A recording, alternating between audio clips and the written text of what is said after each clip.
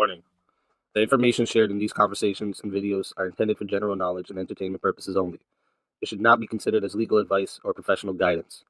Additionally, any documentation or references to specific content are solely for the purpose of discussion and understanding. It does not imply endorsement, promotion, or support of said content.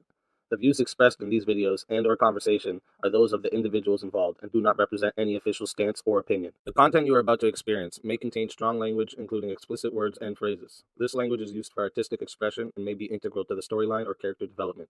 It is important to note that the use of such language does not endorse or promote offensive behavior. Viewer discretion is advised, and please enjoy the show responsibly. Disclaimer. Copyright disclaimer under Section 107 of the Copyright Act 1976. Allowance is made for fair use for purposes such as criticism, comment, news reporting, teaching, scholarship, education, and research. The Canadian Copyright Act, Section 29, allows an individual to use copyright-protected materials when creating a new work such as a mashup and to post the new work online on a website like YouTube. Fair dealing provision for specific purposes like research, private study, education, parody, satire, criticism, review, and news reporting. Step up, step up! Yeah! We clash! We clash! We clash! We clash! Yeah! Step in the arena, mind locked and loaded. Truth on my blade, every line's exploded. You swing your words, I counter with precision. Battle of reason, this is my mission. Raise your fist, let them know. No. Raise your voice, let it blow. Woo! We clash our swords of reason. Cut through like no retreat. Yeah. No fear, no chain, no treason. Woo. We clash our swords of reason. Woo. We clash our swords of reason.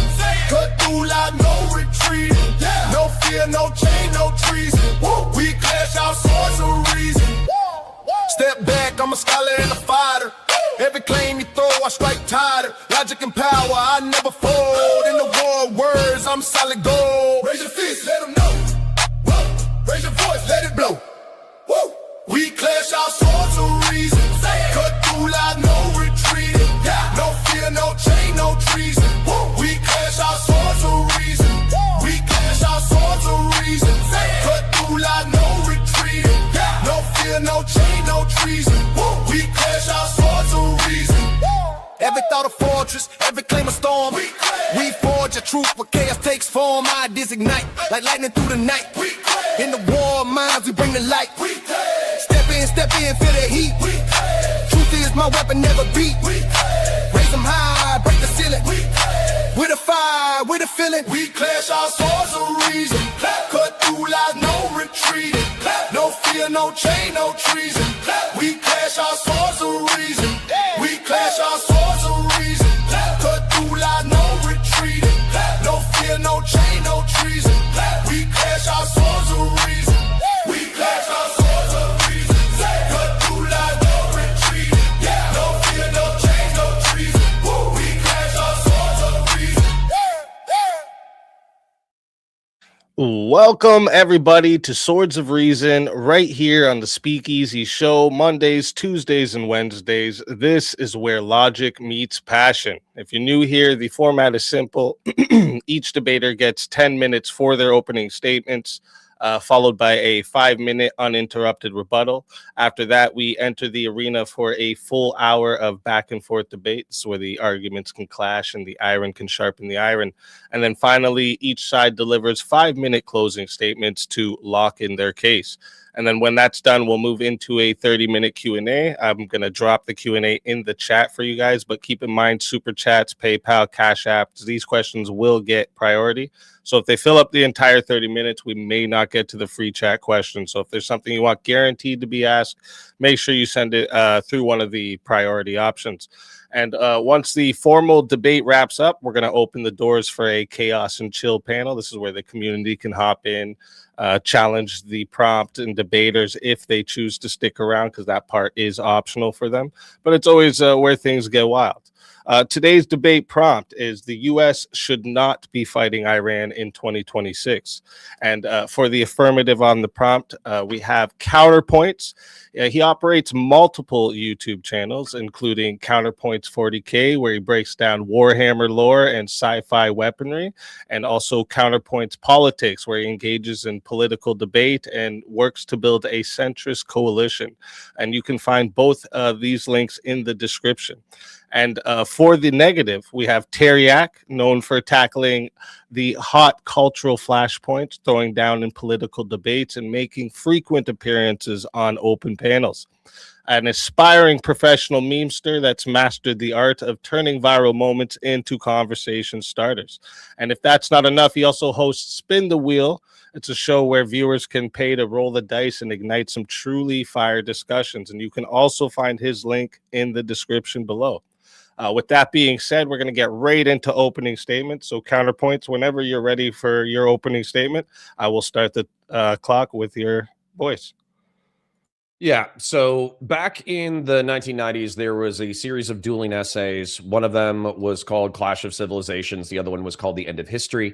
And they debated about what the future was going to look like. Was mixed economy capitalism and liberalism going to dominate the globe because it had become the preeminent philosophy of the world after the collapse of the Soviet Union? Or was it going to be a clash of geographically located ideologies like post-Maoist Chinese communism, maybe kleptocratic oligarchy in Russia, and then also Islamism, the marriage of Islam and the state, competing against, free societies, which would probably be dominated by mixed economy capitalism and liberalism. And so I would say that what we've dealt with for the past 30 or 40 years has been a hybrid of these worldviews. And effectively, liberalism is trying to choke out its remaining competitors. I'm actually a fan of free societies. I'm a fan of liberalism. I think that power abhors a vacuum. I think that America and its Western allies have effectively engaged in a commercial and military imperial game, probably since after World War II, and Iran is a part of that game. The way that we played it in the Middle East, if you look at the history of the 20th century, is we've effectively tried to bring the Gulf states, which are responsible for a third of the world's oil, into our orbit. We also recently, weirdly enough, attacked Venezuela and kind of decapitated them as well and tried to bring them into the fold. They're sitting on approximately another third of the world's oil. And then when you look at Iran as a standalone state, it does sit on 20 to 30% of the world's oil, depending on how you measure it, the proven oil reserves. This is not arbitrary. Petroleum is the lifeblood of civilization. It fuels our cars. It gives us our plastic products. It allows us to build computers. It allows us to build airplanes. It allows us to build everything that makes civilization run. Who controls it is also not arbitrary. Iran still, but also prior to our engagement with it, is actively selling petroleum in favorable terms to Russia and China. Russia, as I mentioned, is a kleptocratic oligarchy. I would prefer that they're doing bad shit in Eastern Europe. I would prefer not to see a resurgent imperialist Russia seize Eastern Europe uncontested. I actually do support the Ukrainians and their attempts to become a part of the free world. Additionally, China is an Orwellian nightmare. They are a dystopian, authoritarian police state with things that you and I could barely imagine as being commonplace in reference to social control. And yet it's just true over there that the CCP wields uncontested social control over its people, murders its dissidents, even disappears its sycophants. If its sycophants get out of line, if they step on the wrong toes, they're likewise disappeared and murdered. And so having that kind of system dominate the globe is unacceptable if you're a freedom-loving person.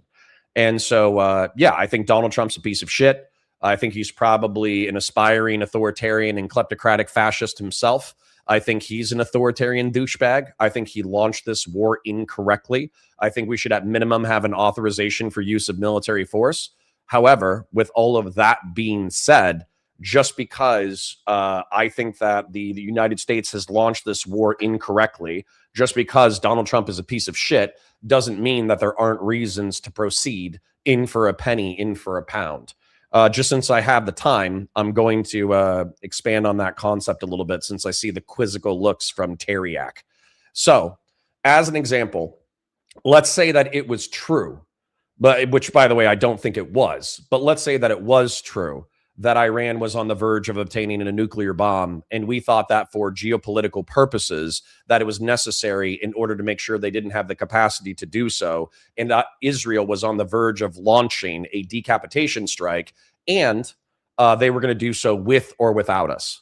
Well, at that point, the predictable series of events would be Israel launching a decapitation strike unsupported from the United States, Iran responding exactly as they did, attacking 14 of their neighbors, the mass majority of whom were not involved at all, and then that mass counterattack involving American military assets in the Middle East and North Africa. By participating in the airstrikes, we destroyed and eroded a large chunk of Iranian military assets. We minimized the amount of damage that they were capable of inflicting on the region. And arguably, we're trying to strong arm them into reopening the Strait of Hormuz right now. Now that we're in for a penny and in for a pound, obviously, I would say the short-term goal of Donald Trump is probably to distract from domestic affairs that are plaguing his administration. I would say the intermediate goal is preventing a nuclear Iran. I would say the ultimate goal, which is probably not achievable, but I would love to eat crow on whether or not it's achievable, is regime change in Iran. And I do think, considering they slaughtered an estimated 32,000 of their own dissidents within, a month prior to the intervention, I would love to see regime change in Iran. I would love to see a free Iran. So I'll leave it there. All right. Thank you for that opening statement. And with that, we're going to hand over the mic to Teriak. So, Teriak, whenever you're ready for your opening statement, I will start the clock up with your voice. Yeah, I think Counterpoints kind of just like made the case for me almost. Like, why would you want to appease these people if they're slaughtering their own people? Like, Counterpoint said 32,000, but like there's estimates from anywhere from I think Donald Trump's recent numbers were 45,000. But if a regime is willing to wipe out its own people, like, you should believe them when they say death to America, death to Israel, because they're slaughtering their own people. So who the fuck are Israel or America to? Like, why would you appease someone like that if they're killing their own children? In terms of the nuclear thing, like, this is literally an official from the regime. Mohammed Eslami came out on February 9th, 2026, says, in response to questions about dilution, he indicated Tehran may be willing to dilute its 60% uranium if the US lifts all sanctions in return. So already they've broken agreements, they've gone up to 60%, and then they're trying to use the 60% as a tool to try and leverage and terrorize and put fear into the West, because if we can do this, then you all have to bow, essentially. Now let's go into the numbers of England and France, because these are two countries that took in vast majority of immigrants from Muslim majority countries.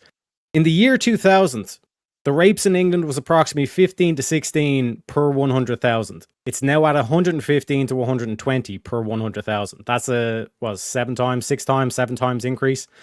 When you look at France, again, the same thing. In the year 2000, 12 to 16. Now it's 55 to 60 rapes per 100,000.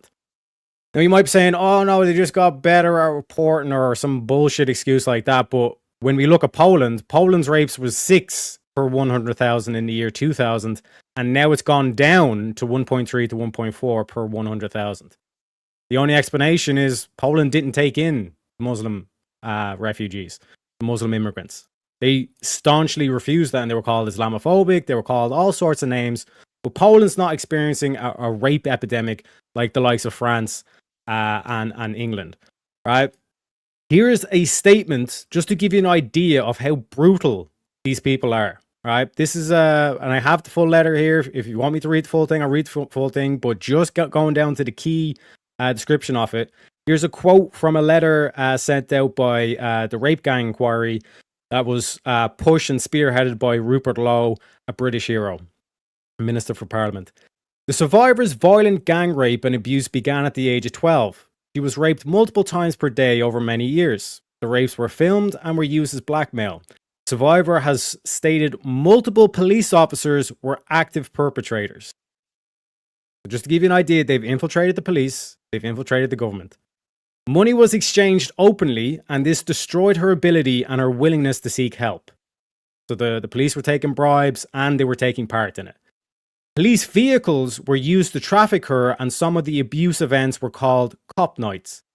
The extreme pain she suffered included filmed tortures in places called red rooms. The torture included waterboarding and strangulation by rope. Distressingly, she was raped by a dog, filmed and forced to rewatch the footage as the men placed bets. This is who you're fighting in Iran. These Islamist jihadists, this is what they do if given the opportunity. And also, just to give you guys a breakdown, because for me to see Americans say, no, we shouldn't be in this and all this kind of stuff, you are absolutely decimating Iran. So here's some key stats on the progress of the war so far. So the leadership of Iran, so that's like Supreme Leader Al Khamenei, dozens of the top official commanders, they're all gone. Defense Minister, gone. IRGC Commander, gone. And multiple IRGC generals are gone. Ballistic missile programs, 190 ballistic missile launches are destroyed, and estimates of anywhere between 300 to 500 total launches rendered inaccessible or destroyed. Gone. Naval capabilities, 150 naval vessels destroyed or sunk. Gone. Overall strikes and targets, over 8,000 Iranian military targets hit by mid-March. Gone. Nuclear and related sites, multiple key sites damaged, Natanz, Bashir, Sahid, Qadab, and Ardakan. Bunker, basically gone. All right. Iranian military losses. There's over 6,000 military, Iranian military is gone, as opposed to 15 from the US. And for anyone who's played Call of Duty or any of those games, that's a KD or a kill-death ratio of 400 to 1. So just imagine, just to give yourself an idea, you are absolutely decimating these cunts. And when you look at the Iranian air defenses, which is the reason why America and Israel are able to send in helicopters, is they have no air defense. They control the skies. And lastly, in case there's only anything of like, oh, but what about the money though? Like, what about the money and all this kind of shit? As Counterpoints just stated, 30% between Venezuela and the Strait of Hormuz. That's over 50% of the world's oil is in those two zones. So when you look at like, was it last year and stuff, like Trump was like doing the whole like Bitcoin reserve, we're gonna have some like cryptocurrencies and all this kind of shit. What if after America gains control of these both Venezuela and the Strait of Hormuz, and then puts in place that they have to take payment in Bitcoin? What would that do to the Bitcoin strategic reserve? Very difficult to actually give a precise figure, but essentially, if that was to take place, America would be able to pay off its national debt. And with that, I see the rest of my time. All right. Thank you for that opening statement. And with that, we are going to get into the rebuttal round. So this is not a back and forth yet. This is a 5 minutes to directly respond to the opponent's arguments. So we're going to hand the mic back to Counterpoints, and Counterpoints, whenever you're ready for your rebuttal, I will start the timer with your voice. Yeah, I think that we might be a little bit confused, but we're still going to be able to fight. It's fine. There's enough detail here in order for us to do it. So effectively, I'm going to be appealing to process. I'm going to be appealing to the slippery slope of authoritarianism that we're already on in America.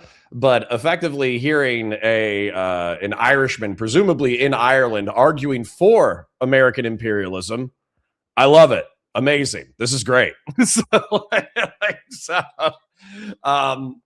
Because I'm actually an apologist for the roughly there's $100 trillion global economy. Arguably, America and its allies are responsible for 70 trillion of it. We are trying to get the remaining 30 trillion either under our sway or alliance or whatever. And those countries are Venezuela, Russia, China, Iran. Those are the big players, and North Korea. And so it seems like knocking out the leadership in Venezuela and knocking out the leadership in Iran is effectively like another play towards that end goal of liberal democracy dominating the globe. But we have a domestic problem in the United States of America that I hope that Teriak will grapple with as we continue this conversation. So 9/11/2001 was, of course, the origination of the war on terror. We gave up a lot of civil liberties and civil rights to the federal government through the war on terror. We've effectively become a spy state where anybody's document, it's pretty much presumed at this point that our federal government has all of our data, all of our communications, all of our messages, everything, and that it's scrubbable material. They are capable of looking for anti-government activity within this like giant data trove. And then not only that, it seems like we are barreling down a path where AI, Palantir, the defense industry contractors, et cetera, along with Peter Thiel, Elon Musk, and JD Vance, are trying to make it even more authoritarian and Orwellian, where our defense technology is going to outrun America's capacity to resist its own tyranny. And so my problem is not whether or not America intercedes in foreign conflicts to its own benefit and the benefit of liberal empire. My problem is that I think that we are running an extreme risk of destroying our free societies by not checking our impulses, our violence, the way that we operate, et cetera, et cetera. And specifically, within the Iranian conflict, there was no attempt to go through Congress. There was no attempt to obtain an authorization for use of military force. There has been no attempt in order to get a declaration of war. There has been no attempt in order to get Congress on side effectively for a prolonged campaign. There hasn't been a clear vision of what we're trying to accomplish here. And so as a result, we are waffling on a day-by-day basis because Donald Trump is a uniquely unqualified dipshit of a fucking president that I seriously, like, I joke about this and I don't joke simultaneously. I seriously think sometimes that the Iran war is a distraction from his own domestic criticism in reference to the Epstein files. Sometimes I truly think that this war was launched not because it was actually in America's interest, but to distract from the fact that our current president is an incredibly accused ephebophilic sex trafficking rapist. And so when we put all of that together, my beef is not with the concept of fighting Iran or fighting jihadists or fighting foreign authoritarians. That's perfectly fine, but we should do so as a free society that's actually following the rule of law rather than as a runaway military industrial complex, AI, pseudo wannabe dictatorship. And so this might actually shift the argument from geopolitical American and Western geopolitical concerns, because it actually weirdly feels like there's a lot of alignment between Teriak and I in that regard. This might actually shift over to domestic issues that Americans are currently having, checking the authoritarian impulses of our executive branch. But I welcome that conversation because at least it's interesting. So we'll take it from there. All right. Thank you for that rebuttal. And with that, we're going to hand the mic over to Teriak. So, Teriak, whenever you're ready, I will start the timer up with your voice. Yeah, so again, it seems like Counterpoints agrees that this is a righteous war that America should fight. But he's basically trying to make the case that, there's basically a police state that's going on in America at the moment, and we need to address that first before we get to Iran. But if you're worried about a police state in America, why are you not bringing up Operation Paperclip, where you imported in thousands of Nazis in 1945? And this is this is all official documents, all the stuff. Operation Paperclip, look it up. You imported 1,000 of Nazis in, and then in 1947, when you finish importing them in, and again, the Nazis fled to both South America and then also into the Middle East. And then you look at the Middle Eastern flags, and a lot of these countries have red, white, and black in them, which is the same colors as the Nazi flag. And then in 1947, you set up the National Securities Act, which was, it set up the CIA, which again, you put Nazis into. And also, interestingly enough, you changed the Department of War into the Department of Defense. A nice little propaganda switch. So that should tell you exactly who you're dealing with. If you're worried about police state, that should be your top priority. The fact that you imported in Nazis and then put them in the CIA itself. And if you're worried about deep state vibes. Like those are the ones that were trying to spy on the citizens and turn it into a police state. And you might be saying, "Oh, Teriak, that was 80 years ago. It's the problem just sorted itself out." Between 1950 and 1970, we had Operation Bluebird, aka MK Ultra, where the CIA literally experimented on its own citizens. They pumped them full of like LSD. Well, what was mescaline, but they adapted the drug and used LSD and all this kind of shit, purely for the goal of seeing, can we control their behavior? Because if I can make you dance, then we have peace. Because I never have to go to war with someone if I can make them dance. If I control their behavior, I never need to go to war with them. And the reason why I bring up the MK Ultra is because that was the exact same shit that the Nazis were doing in the camps. That was the inhumane shit that they were doing in the camps, where they do all sorts of fucked up shit to see if they can control these people's behaviors. So you have infiltration by the Nazis all the way back to 1945. And then since then, we know for a fact that they continued on the experimentation. So if you're worried about the deep state, why are we not talking about the Nazis and the CIA? You know what I'm saying? And the reason why I mentioned specifically the Department of War getting changed to Department of Defense, a little name change, it might seem insignificant. When Trump got back into office, what did he do? He changed the Department of Defense back into the Department of War. So to give you an idea of how dire the situation was, how are you supposed to fight jihadists when you have infiltrators in your own midst? You have rats on your ship. How do you expose them? You have to basically constantly contradict yourself so no one knows what you're actually doing, because leaks will happen and all this kind of shit. And isn't it interesting that we have the likes of Tucker Carlson saying that this is an unjustified war? How dare you make fun of Islam? Like, this should be clear in terms of who are they actually standing for? Who do they support? You know what I mean? And like, even with Tucker Carlson himself, he's like, "Oh, I never worked in the CIA, but his father did."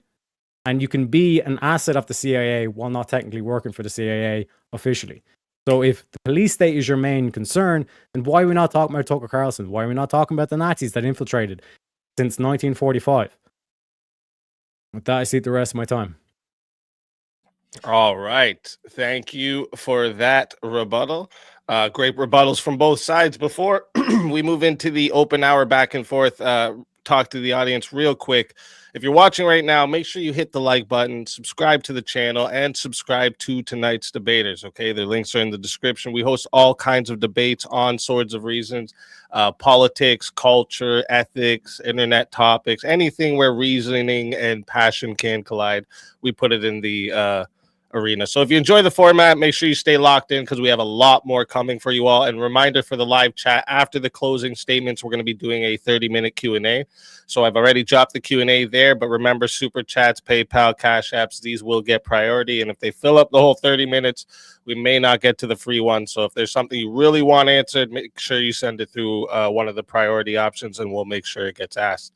And finally, thank you to both of our debaters for being here tonight and sharing your perspectives with this in the arena. Whenever one of you is ready to start the open floor exchange, just go ahead and jump in, and I will start the timer up. Yeah, I would like to. So I think this conversation could get away from us really quickly, because I'm also a history autist who loves the 20th century and am relatively familiar with Operation Paperclip and MK Ultra and a host of other topics. But so we don't get lost in the weeds, I'll try to keep this as broad as possible. So I am a liberal in the ultimate political sense, believing that humanity is at its best when we are most free. That doesn't mean unlimited freedom. Like, there are plenty of liberal republics that still have prohibitions against murder, theft, rape, et cetera, et cetera. But I still think that the government should intervene in its citizens' affairs as minimally as possible. As far as I can tell, the Western world has been the greatest vehicle for that ideology. But there's, of course, rival ideologies, including, like you mentioned, Nazism, which is a brand of fascism, communism, which I would say was best represented by the Soviet Union and by China in the 20th century. And then I would say Islamism, which is the combination of it's Islamic theocracy, effectively, which is what we've been fighting for the past 30 years, arguably. And weirdly enough, we're simultaneously allies with some of these people while also fighting them. So I guess my question to you, Teriak, is there isn't a contradiction between being someone who believes in liberalism, believes that America is the vehicle for that ideology, but liberalism itself is tolerant of people who hold authoritarian beliefs, and therefore we're always going to have rats on our ship. So I guess my question is, like, what contradiction are you pointing to where you say, oh, well, you recruited Nazi scientists to America? Like, how is that a contradiction or a hypocrisy?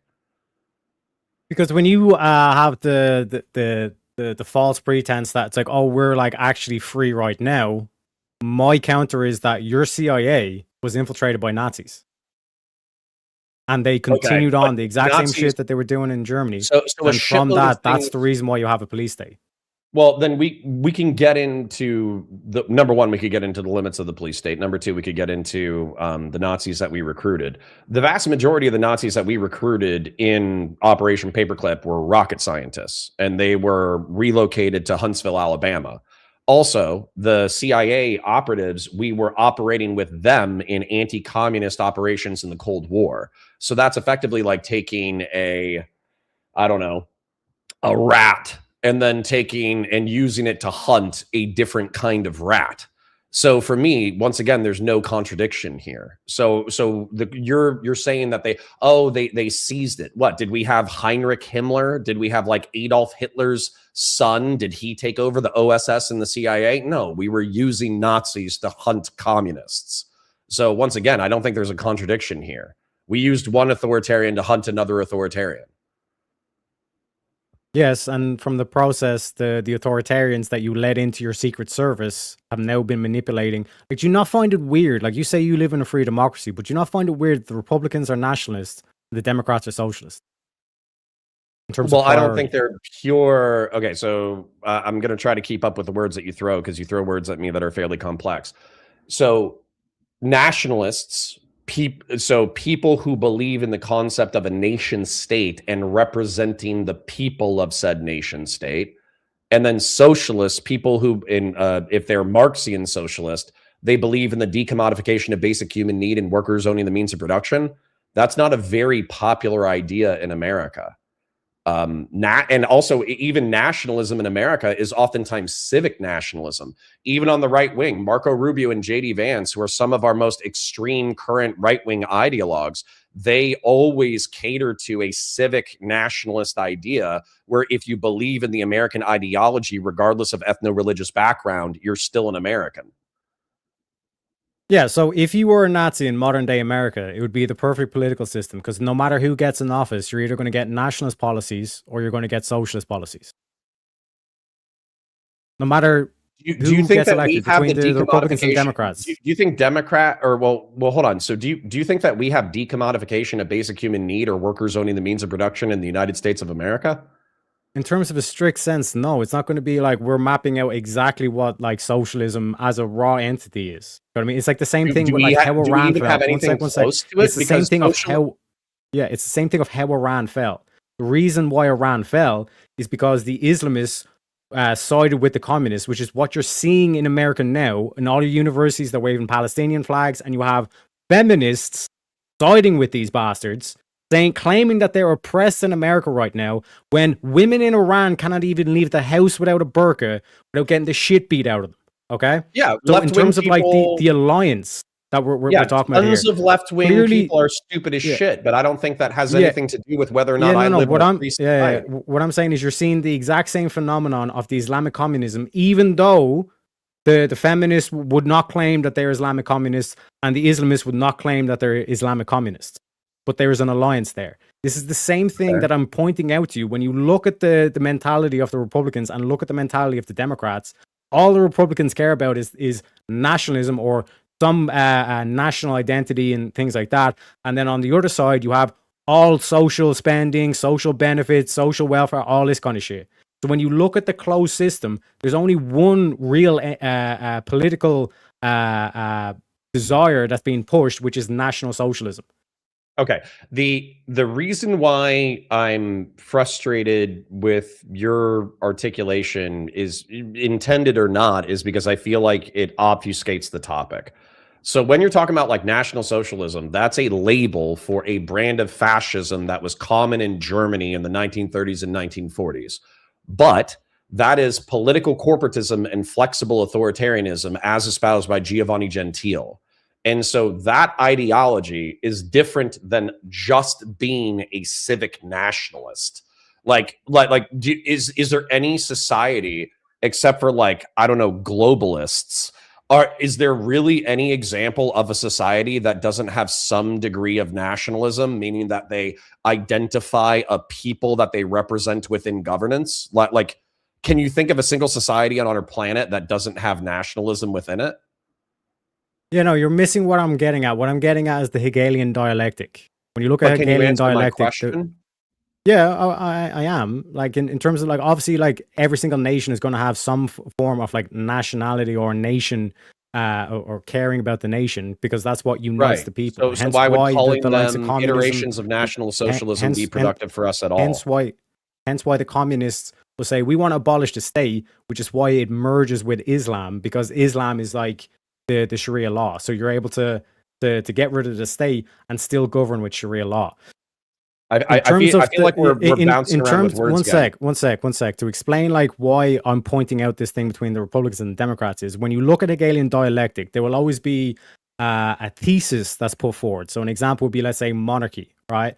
Then the antithesis to that will be democracy. You will see that emerge, and then from both of them, you get a synthesis of democratic monarchy. When you look at the current state of affairs in America, you control both the thesis and the antithesis. You can have all your capitalists follow the nationalists and all this kind of shit, and with the socialists, you capture like both the thesis and the synthesis. The antithesis, which means you never get to an actual synthesis. Okay. That's not contradictory within a liberal framework. Like liberalism with maximal human freedom and political expression, not arriving at a Hegelian synthesis is not contradictory. Yeah, what I'm pointing to is that if you control both the current government and the opposition, you can effectively prevent the synthesis from taking place. It's constantly being kept in check. We have no forward progressive move in America in the past. No, what I'm saying is you're never. The Nazis allegedly infiltrated us. Have we not moved forward economically or socially? Yeah, so what it's basically doing is you're preventing it to actually form into National Socialism, and then from there you'd have an antithesis to that. So they're preventing the synthesis going in place, and then basically you just play divide and conquer. It's a very simple concept here. Okay, but I guess what I'm not understanding is that I think that liberalism is a system that was proposed like during the Enlightenment in the 19th century that effectively said that there's the nation, which is the people, there's the state, which is the government, and particularly if you look at American founding documents, it says that the state is by, of, and for the people. And so effectively, it's the state's role to administer the nation in order to make a healthy society, and those people should be free to pursue their lives, their liberty, and their pursuit of happiness, or in some cases, property. And so that's been going on for approximately 250 years. And so you might be right that we are preventing the synthesis into a socialist product. But just because a socialist product, well, we're preventing the synthesis of a purely nationalist product, which would probably be ultra-nationalist or ethno-nationalist. And then we're also preventing the synthesis of a socialist product because of our addiction to socialism or our prevention of socialism. But if you think that ultranationalism is bad, and if you think that socialism is bad, wouldn't this be an ideal state of affairs? No, what I'm saying is what has been taking place is the prevention from the nationalists and the socialists getting together and then getting into power as one party. Isn't that good? National Socialism, because so long as there's another party, there is a way to guide that party into an antithesis of what's currently being pushed, or the main party of power. If you don't like either of those ideologies, isn't that good? if you keep it in the states, to go back to the example of like I said with the monarchy and democracy, if you keep those two groups separate, you will never have a synthesis of democratic monarchy. The same way, if you keep the nationalists and the socialists separate, then you will never have a synthesis into national socialism. You know what I mean? Isn't And that like the good? one I've asked question that 3 times now. Yeah. Isn't that good? No, the reason why I'm pointing to that and why there's the prevention of that, because that's how you're being controlled. And Because if I was a Nazi in America, this would be the perfect system. Because once it goes Republicans versus Democrats, and you have the final two horses in the race, it's either going to be a nationalist or it's going to be a socialist. So whoever gets in, I'm going to be getting my policies passed regardless. That's why I'm saying they're preventing the synthesis. So hold on. But one question, like mixing up a real lot quick, counterpoints. I've got a counter question. Like, do you think that democracy is a good idea? Not direct democracy, no. No, but just democracy is the concept. I like representative democracy. I like republics. Yeah, so like the idea of a democracy is literally retard supremacy. You understand that concept? It's retard supremacy. Yeah, that's why I like representative democracy, not direct democracy. Yeah, so why would you like want there to be democracy in terms of the system? Surely you would be like, no, like let's go back to a monarchy, or let's go back to a autocracy, or let's go back to a system where like actually the intellectuals are making the choices rather than the because as much as our system is not living up to its reputation, the idea behind representative democracy, the idea behind republicanism, and is that you have a body of laws that are good for the general population as articulated in the Constitution of the United States and the legislature. This is something that we've arguably been codifying for 2,000 years through the concept of common law. And then our legislators are supposed to be our technocratic elites. And so you're not deferring to a fascist dictator. You're not deferring to a monarch. You're deferring to technocratic elites who craft policy that are good for the body, for the nation. So you're kind of more so down the lines of technocracy, but when you mention the 2,000 years, I'm assuming you're saying like from like the Christian inspiration, or so from the Christian history, from the inception of the Roman Republic and the continuation of common law through the Roman Empire and then the medieval period. There is no democracy in the Bible. It's all kings and houses and all this kind of stuff. Who gives a shit? Like this, I'm not a biblical literalist. Yeah, so like when you evoke like like the 2,000-year history, what led to that was this idea of nobility, to be noble, to have high moral standing. Yeah. And the same way with John Adams, who says our Constitution is only meant for moral and religious people. It goes against the American ethos to have atheists and moral relativists in office.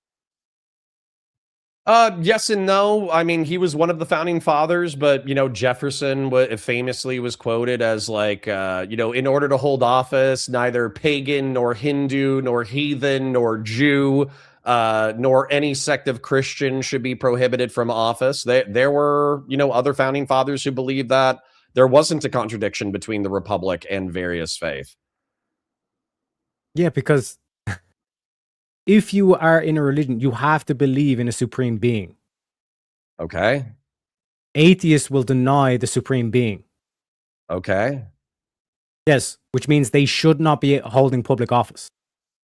Are you saying this as a prescription that Teriak believes, or are you saying this as a prescription that John Adams believes? This is a general principle. That's why he says a moral and religious people.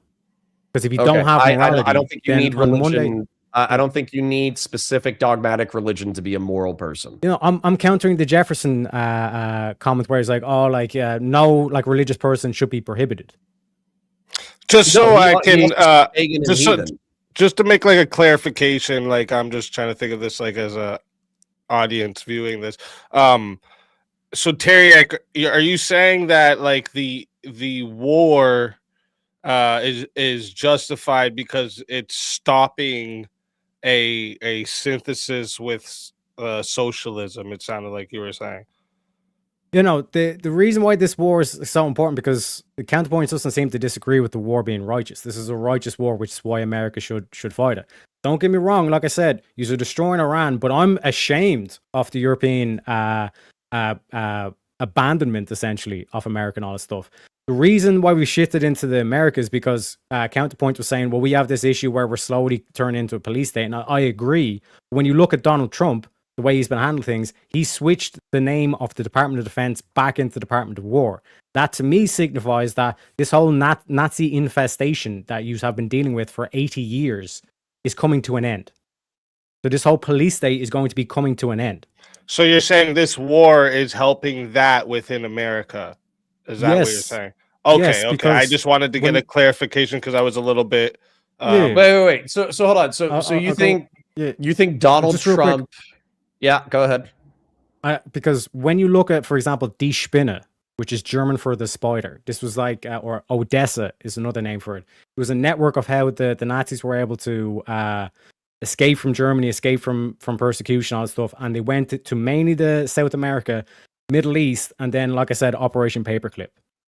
So if you really want to go against Nazis, you should be encouraging this war against Iran, because that's where the quote unquote allies of the Nazis have been hiding for over 80 years. But how do you? This is where I'm really trying to decide or try to figure out. Like, if you're curious, like you're like a naturally curious human being who's contending with a lot of facts, or if you have schizophrenia, do you think that like a fucking Nazi like just moves to Argentina and then just by like physical proximity, all of Argentina is like, holy shit, we love Giovanni Gentile now. We love political corporatism and flexible authoritarianism. Because that's not how it fucking works. Like, you don't just take Nazis, blast them across the globe, and then all of a sudden every place that they're in becomes a fascist place. And then also, the reason why I'm questioning whether or not you have schizophrenia is because you're saying that the authoritarian populist demagogue who is ignoring the Republican rule of law in many cases and tried to overthrow the Republic in 2020 is actually ushering in the end to authoritarian Nazi belief. That's like, I have no idea how to square that fucking circle. It sounds like schizophrenia. Yeah. So, like I said, people, when we go back to World War II, they always remember, Germany was fascist and Italy was fascist. But they always forget that Spain was fascist as well. And that's how the Nazis were able to go down to South America, because Spain and South America, for anyone that was wondering, are very closely tied. So like this whole thing of like that Nazis just showed up in Argentina and then all of a sudden they took over, they had already infiltrated South America. Same way in the Middle East. That's why their flags all have red, white, and black in them. And then also for the Christians out there, they have red, white, black, and green, which is the four colors of the apocalypse, the horsemen of the apocalypse. They already had infiltrated and had a network set up in the Middle East before things came to an end in 1945. Okay, let's just say like that I said, I need you to walk me through something in a modern context. I need you to walk me through something in a modern context. So example, Trump goes after Venezuela, which is in South America, and then Trump goes after Iran, which is in the Middle East. Okay. Both areas that Nazis. I need you to walk me. I need you to walk me through something so I can figure out whether or not you have schizophrenia. So, fascism, which arguably Italy, Germany, and Spain were, is two concepts mixed together. Okay. It's political corporatism. So the nation state, you envision it as a body. The economy is the heart. The brain is the government. The blood circulation system is the economy. The fucking military is the skin. The culture is the bones. That's political corporatism. Okay. It's the synthesis of believing that everything within a nation state is a part of a holistic body. And then flexible authoritarianism effectively says that it basically says peace is a lie, that stagnation is common in governance, but the truth of power is that those who have the balls to wield it through their will co-opt institutions to their will, break those institutions, or use their institutions. And so you should not let institutions like monarchy or legislatures or chancellorships or kingdoms get in your way of seizing power, because effectively it's all about who wields it and who has the willpower to do it. And it sets up this structure of perpetual conflict of strong men wielding power for the benefit of their society. Okay. That's fascism. Okay. So that ideology was popular both in, Spain, Italy, Germany, but it was substantially destroyed in World War II. Now, what you're saying is that people who believe in the political corporatism and flexible authoritarian ideology, they came to the United States and they co-opted our infrastructure against the American people or something. Yeah. I don't know. You would have to expand on it. Then, hold on real quick. CIA. Then, real quick, by becoming members of the CIA, I suppose is what you're saying. Then it's been running rampant for the past 70 years, right? 80 years. And that Donald Trump is the one to end it. But that is very weird to me because Donald Trump tried to overthrow the Republic of the United States in 2020. So please explain to me how him trying to overthrow the Republic of the United States somehow ends fascism. Yeah, so like I said, and this is why it's so important to go, it goes all the way back to 1947 when the CIA was created. And this whole thing of like, oh yeah, we just took in rocket scientists and we just put them all in NASA. That's wrong. Like you put them into multiple high level positions in your secret service. You literally created the CIA in 1947 after you imported in all these Nazis. And to say that like they were rocket specialists, they were nuclear engineers. So in terms of like they were all sent to Huntsville, Alabama. I was in Huntsville, Alabama a year ago. Yeah. Yes, but they've infiltrated your CIA. And if that is the case, that the CIA has been infiltrated by Nazis and you're Donald Trump, would you not overthrow? If it was to be, just grant the case, what would be your action? If that was the case, that the CIA was infiltrated by Nazis, what would you do? Are we using the Nazis to hunt communists, or are the Nazis? Hold on, let me finish my question. Or did the Nazis become Hydra from the Marvel movies, and they're secretly controlling all aspects of government? Yeah. So, can you answer my question? Hypothetically, if that was the case, that the CIA had been infiltrated by Nazis and they were rigging the elections, and you're basically set into this false dialectic between nationalism and socialism, what would you do? Would you overthrow the government? No.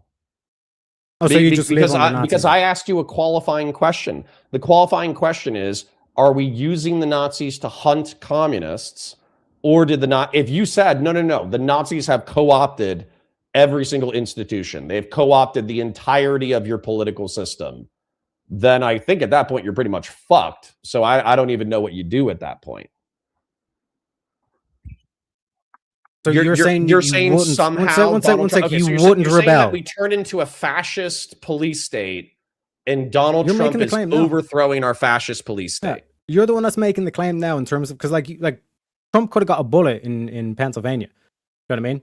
And the system would still be the same system. So the system is clearly one sec.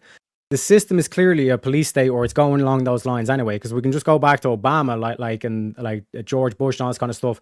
Those where you were the one who says like we've been losing our freedom since like the year 2001. You know what I mean? So this long before Donald Trump ever showed up on the scene, you were slowly turning in. You were slowly losing your freedoms. It was turning into a police state. And now all of a sudden you're like, well, like this is impossible and all stuff. But if that is the case, then of course you would rebel. You would try to go against this system, because the system itself, by your own words, is turning into a police state. Okay, let me articulate this idea, and please give me some rope. We have a constitution in the United States involving the 1st, 2nd, 4th, 8th, 14th Amendment, et cetera, et cetera. And all the amendments are in there, but I like 1st, 2nd, 4th, 8th, and 14th the best. And effectively, I have freedom of conscience and freedom of speech.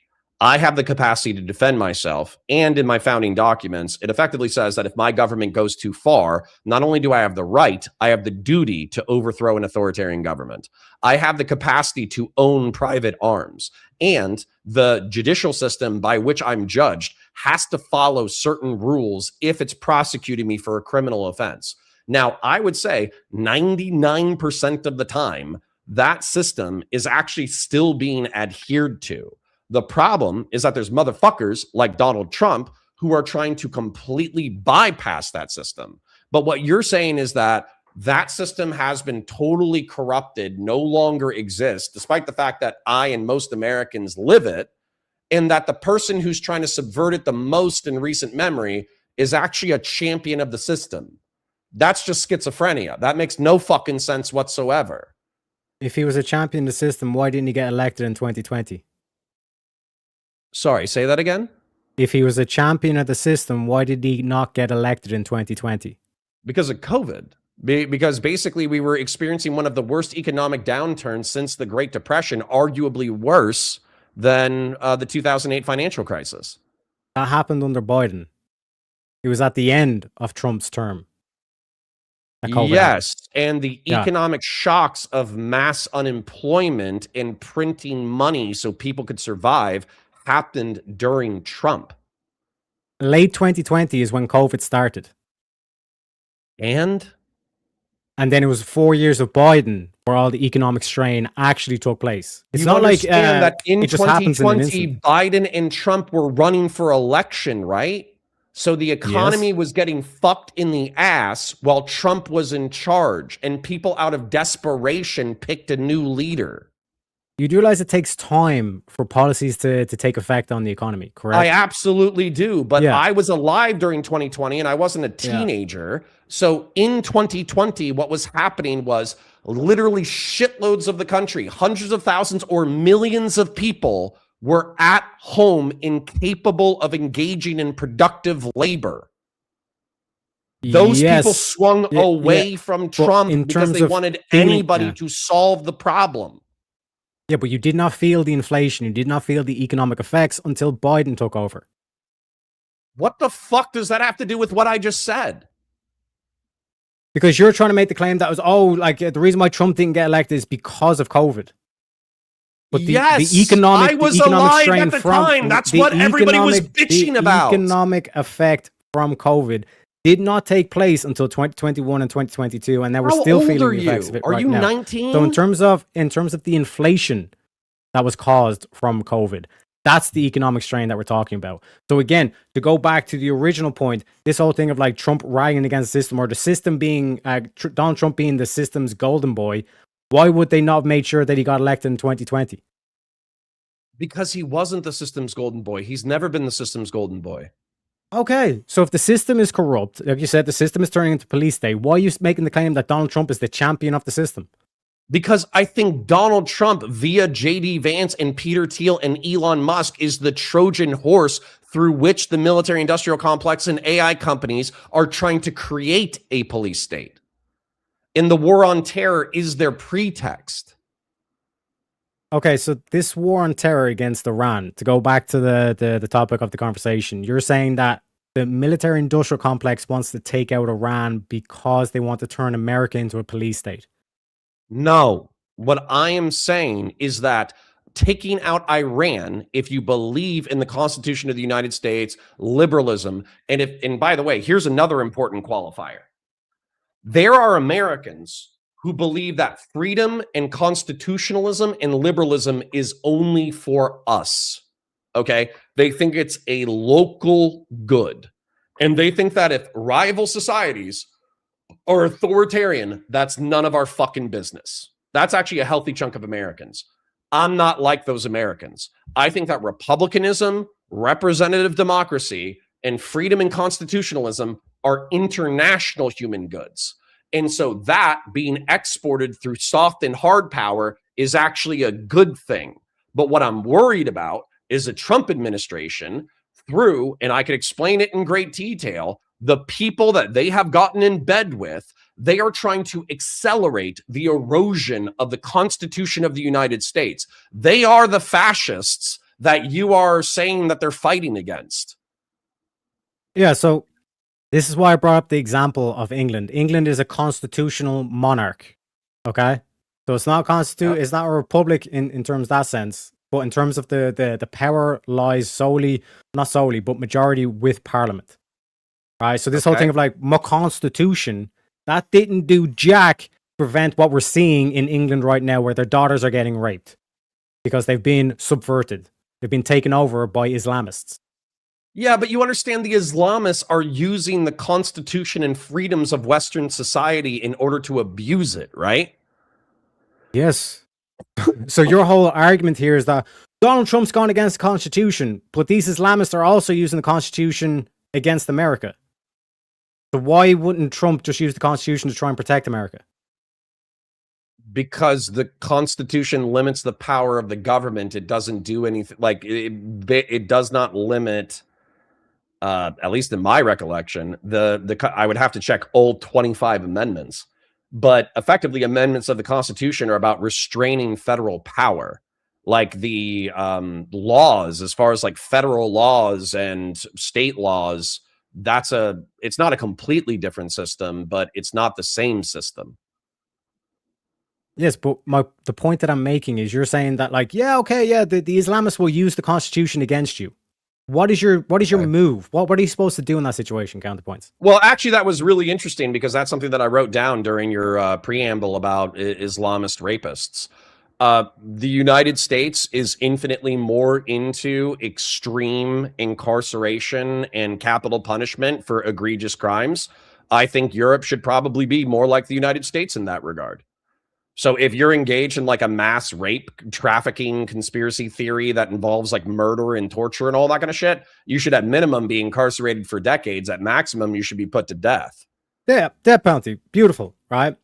But after due process, right? If you listen to my opening statement, they have infiltrated the police. The police were active perpetrators in this shit. The government has been infiltrated. Not all the police officers. There were probably some local Muslim police officers who were sympathetic with their community, and they were corrupt, and they took bribes to look the other way as girls were raped, and some of them might have even participated in the rape themselves. Yeah. Yes, and that's not every cop, man. One corrupt cop doesn't mean the entire system's broken. They don't need every cop. They just need the authority of the place. So, like, but the reason why I point this out is because you're saying, well, we have laws in place to prevent this. Laws don't mean jack unless you're able to enforce them. And in England, here's the funny thing as well. They don't report the religion, but they should be reporting the ethnicity. One of the latest reports says that 66% of the people convicted, they left the ethnicity out. And then what they done was they said, well, 28% were white, 2% were Asian, 2% were black, 1% was mixed, and 1% was other. And they say, well, 28% compared to 34% means 84% of the perpetrators were white. And that's how they dismiss the claims, even though they don't tell you that 2/3 of the cases, they're not reporting the ethnicity for some strange reason, and they refuse to report on the religion. And just to tie that in, Teriak, could you like explain how the war in Iran is going to make sure that doesn't happen in America? Because that's what it seems like you're saying. Like, it's going to prevent that from happening in America. You prevent the subversion and the infiltration by taking the head off the snake. And the head of the snake is Iran. That's so much to unpack. A decade ago, the head of the snake was Saudi Arabia. Okay? MBS, the new crown prince, he had a father. And that father was a Islamist fundamentalist asshole who was worried about the secularization of the planet. And so he was actively paying for madrasas that were hyper-conservative to be built all over the world. And there was a quiet social pressure or quiet political pressure from the United States saying, hey, your giga-conservative madrasas are radicalizing Muslims against Americans, and it's becoming a problem. So when the old king died and the new king came in, the new king was like, actually, we're going to become more secular. We're going to let women drive. We're going to let some more pop culture in. We're going to allow for more tourism, et cetera, et cetera, et cetera. Okay, but hold on. You're smiling like this somehow reinforces your argumentation. Yes. This was a soft power diplomatic change within the past decade, and yet you're saying Iran is the head of the snake, but a decade ago, they weren't the head of the snake. The head of the snake was fucking Saudi Arabia. So how does that fit into your calculus? Because they've been our allies for the past 80 years. Yeah, because when you look at Saudi Arabia as an example, what was it like? I think like 11 out of like the 12 or 10 out of the 12 hijackers from 9/11, they were Saudi Arabian.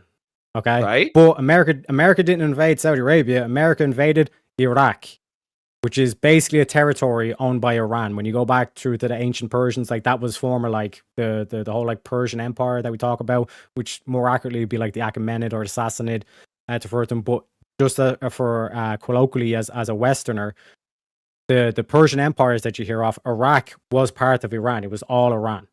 So like this whole thing of saying it's like even in the case of like 9/11, like that those were Saudi Arabians, you still attacked Iraq, which proves my point that the head of the snake is coming from Iran, not Saudi Arabia, because Saudi Arabia has been playing ball. The same with Qatar, and they've been funneled all this money. And what did they do? They build skyscrapers. They host the Formula One races. They host the World Cup. They do all this stuff that is Western friendly. But when Hamas when Hamas was given money, they just built tunnels and built bombs. The same thing with Iran. When Obama gave billions of dollars to the Iranian regime, that's what you're seeing unfold now. All these drones, all these weapons and all this kind of shit. They did not build the skyscrapers. They did not invest in their own population. And that's how you know that they are never going to be willing to play ball unless Israel is wiped off the face of the planet. But that's, okay. Yes, the head of the snake is Iran. Okay, this is where you have a very advanced form of autism and schizophrenia, but I'll play ball just for the sake of... yeah, so I'll just play ball for the sake of getting information out there. We didn't take out Iraq because they were a proxy of Iran. That's not what happened, okay? What happened was Iraq was controlled by a Sunni, Saddam Hussein, which are only representative of 20 or 30% of the population, and he ruled with an iron fist.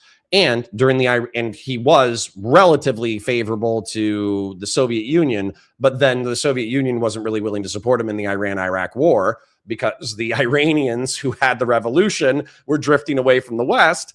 And so what we did in order to protect Saudi Arabia is we backed Saddam. And so by backing Saddam in the 1980s, we weren't hoping he was going to win. We were just hoping to keep Iran from overrunning Iraq and then threatening Saudi Arabia in order to keep oil. Like, it's basically Game of Thrones with oil. Okay, that's what's happening in the Middle East and North Africa. So, unfortunately, Saddam Hussein bit the hand that fed. We gave him weapons of mass destruction in the 1980s, but he didn't use it exclusively in order to attack Iranians. He used it also to attack Israel and to attack Saudi Arabia, who are our friends. And then he also invaded Kuwait. So once he invaded Kuwait, we were like, okay, you're not playing ball. You're not being our proxy. You're not being our friend. So we're going to fuck you up. So number one, we sanctioned him for a decade between the 1990s and the early 2000s. And then when 9/11 happened and that gave us a pretext to go fuck up shit in the Middle East, we deposed him and killed him and invaded Iraq. But arguably that action was to Iran's benefit, because Iraq is like 60 or 70% Shia. A shitload of the Shia were sympathetic to Iran because Iran were the people who were backing them against us. And so this like Iraq theory that we deposed Iraq because they were a proxy of Iran is totally unfounded. It's borderline the opposite. And the Iraq war benefited Iran. It did not hurt Iran. So, Yes. so if you want to say that we're kind of like, we tried to put a noose around Iran in order to squeeze them until eventually they're going to come back into our orbit over the course of decades, that's true. But some of the things you asserted are nonsensical. Yeah, so we got here. I'll tell you how we got here. We got here because Easy was like, how would you tie this in with all the subversion and stuff that's going on in the West?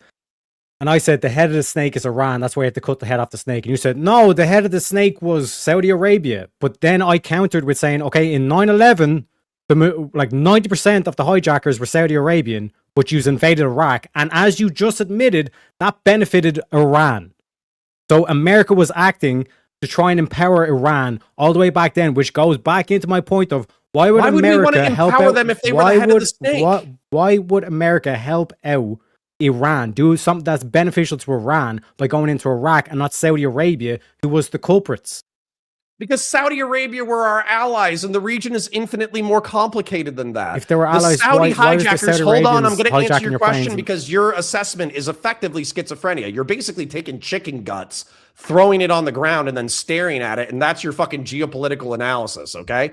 So what actually happened was Osama bin Laden is one of 54 children of the bin Laden family. The bin Laden family is responsible for the most amount of construction projects in Saudi Arabia. They're the wealthiest family ever. But bin Laden himself was actually a black sheep. His dad banged his mom only 2 or 3 times, had Osama, and then Dipset. So Osama bin Laden wanted to prove that he was hardcore, that he was cool, that he could make it on his own, and all that kind of bullshit. So what he did during the 1980s is he traveled to Afghanistan, fought with the Mujahideen, and he was a financier. So he would go back to his familial connections in Saudi Arabia, and he would say, hey, we're fighting the Soviets. Give us some money. That way we can buy guns, rockets, tanks, et cetera, in order to fight the Soviets.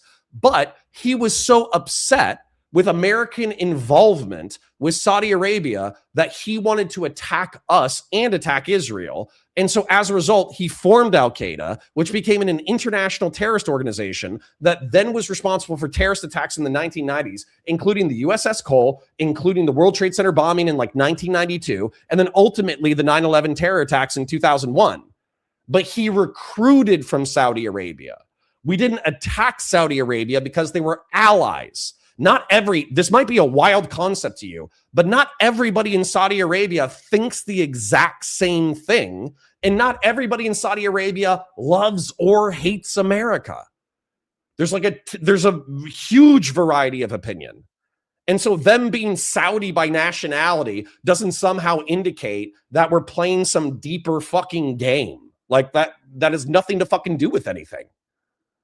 Yeah, so like I said, we got here because you made the claim that Saudi Arabia was the head of the snake. But as we look and as we viewed like Saudi Arabia's behavior, they are like, no, we just want to do business. We don't have this genocidal fucking religious fundamentalism idea of wiping Israel off the map. True. We would rather actually get along with the West, build skyscrapers, like host the World Cup, host Formula One events and all this kind of thing. When you look at Iran and what Iran's been since they took over in the 1980s, or 1979 to be precise, once they got rid of the Shah, they have been vehemently against Israel. They have this religious fundamentalist idea where they just want to wipe Israel off the map. And any money that you've given to Iran since then has just been used to fuel and fund this war, that they have this genocidal idea to try and wipe Israel off the map. So when you look at who is the snake in the Middle East, you have already admitted Saudi Arabia is our allies, Israel is our allies, but Iran literally chants death to America on a regular basis. The regime, not the people, because the people want to overthrow it. We agree geopolitically, but I also don't feel like we solved the previous issue, but that's okay. The point that I'm trying to make by pointing out that the 9/11 hijackers were predominantly Saudi is that there are people in the Middle East and North Africa from a variety of nations who hate us for a variety of reasons. And to simplify the geopolitical situation in the Middle East and North Africa, as Iran is the emanation of all of our problems, is ahistorical. It's not true. And the other point that I was trying to make is that the shift of, because a shitload of jihadist terrorist organizations were Sunni, not Shia, a shitload of the jihadist sympathy in the Middle East and North Africa was emanating from Saudi Arabia, not from Iran. And so what I'm trying to get you to do is I'm trying to get you to see that it's a more complex picture than just Iran bad, let's take them out. This has been like a soft power, hard power mission for probably a century. And by the way, here's where the picture gets even more complicated. You're saying, oh, all the Nazis infiltrated the CIA. Do you know who's been like playing the power games in the Middle East and North Africa for the past century to America's benefit? The fucking CIA. So it's not as simple as like Nazis get in the CIA, everybody becomes a fascist, they control the deep state, then within the past century, Donald Trump comes along or past decade, Donald Trump comes along to free us from the fascists in the deep state. Yeah. And then simultaneous to that, Iran's been the bad guy since 1979, and they're the source of all of our problems, even though if you actually look at the situation, we had a whole host of a variety of different problems for the past fucking 50 years. Your analysis is way too simplistic. Yeah, so again, it's not a simplistic analysis because, like I said, I'm simply pointing out the contradiction. You said Saudi Arabia was the head of the snake. But like I said, 11 or whatever, like 90% of the hijackers on 9/11 were Saudi Arabia. But to the chagrin of America or whatever, like they attacked Iraq, not Saudi Arabia. And as you already admitted, that attack on Iraq benefited and strengthened Iran. So when you're saying, oh yeah, like the CIA's been in the Middle East doing all this like nefarious shit and all this stuff, it's like, yeah, no shit, because they're supporting their Nazi allies and propping up Iran by attacking Iraq and not Saudi Arabia. I'm just going to tell you, that's straight up fucking retarded. That's like unbelievably retarded. Yeah. It's like mind-numbingly retarded. There's not a single CIA case officer, not accounted to the even argument, with a German last name, who was like, the reason why we're going into Iraq to depose Saddam Hussein is because we're secretly hoping to buoy the Iranian fucking government. Not a single fucking one thought that shit. And by the way, here's the reason why you have fucking schizophrenia, sir. Okay? Mm-hmm. The reason why we went into Iraq was because Donald Rumsfeld and Dick Cheney wanted to be war profiteers off of the war. Like yeah, we wanted geopolitical stability. Yeah, we wanted to get to fucking, the oil and all that kind of shit. But it was primarily privately motivated and had nothing to do with fascism. And it benefits Iran, by your own words. They didn't want Iran to benefit. They wanted Iraq to become a multi-ethnic, multi-religious, democratic, Western-friendly utopia that would box Iran in. They didn't want it to benefit Iran. It just happened to benefit Iran. Oh, okay. Because they were naive. Plausible deniability is the CIA's favorite catchphrase. I think, sir, I'm straight up. I think you have like fucking autism and schizophrenia. Like I truly think you simultaneously know too much and nowhere near enough. Do you think that's a logical statement? Yes, I think you know. I know too much and I know too little. Yes, so I'm both intelligent and ignorant. Yes. I'm going to chalk it up to your youth. A equals not A. No, I think you're young. You just shot yourself before here, bro. You've taken a bunch of facts, you've cobbled together a pattern, so you know all of these factoids from the past century, but there are a shitload of things missing from your fucking puzzle piece. Like a shitload. Yeah, so then I would just be ignorant. I would be dangerous. lacking information. I would just be What's ignorant. that? What's that? I would just be ignorant. I hope you're just ignorant. No, but you otherwise make the claim you might that actually have like I have information like, and then issue. I don't have information. So A equals not A. That doesn't even apply. Like you either your critique does not apply to me. I know. That's what I'm trying to highlight. It's an unreasonable critique. You either have like an undiagnosed mental issue, or you're a confident, ignorant person who knows a few dozen factoids. Yeah, you said that I have the information, but I'm also ignorant. Like, what does also intellect articulated mean? a ton of information that you are not calculating into your worldview. Like what? Like, for instance, you keep saying that I'm saying that Saudi Arabia is the head of the snake. That in no way is that contradictory to any of my argumentation. Because I explained to you that the point of what I was trying to articulate to you is that the Saudis, the nation, the state, the government of Saudi Arabia is our ally. They sell us oil. But there were discontented Saudis. You don't need to interrupt. You could just listen and learn. The Saudi people, not all of them are the same. And so Saudi people went to another country, Afghanistan, and then launched a terrorist attack against us. So your assertion that Iran was the major power player against the United States in the Middle East and North Africa has only become true since whenever the crown prince was put into power. It like you made a very confident ahistorical statement.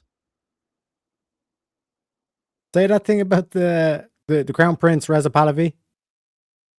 No, not Reza Pahlavi, MBS.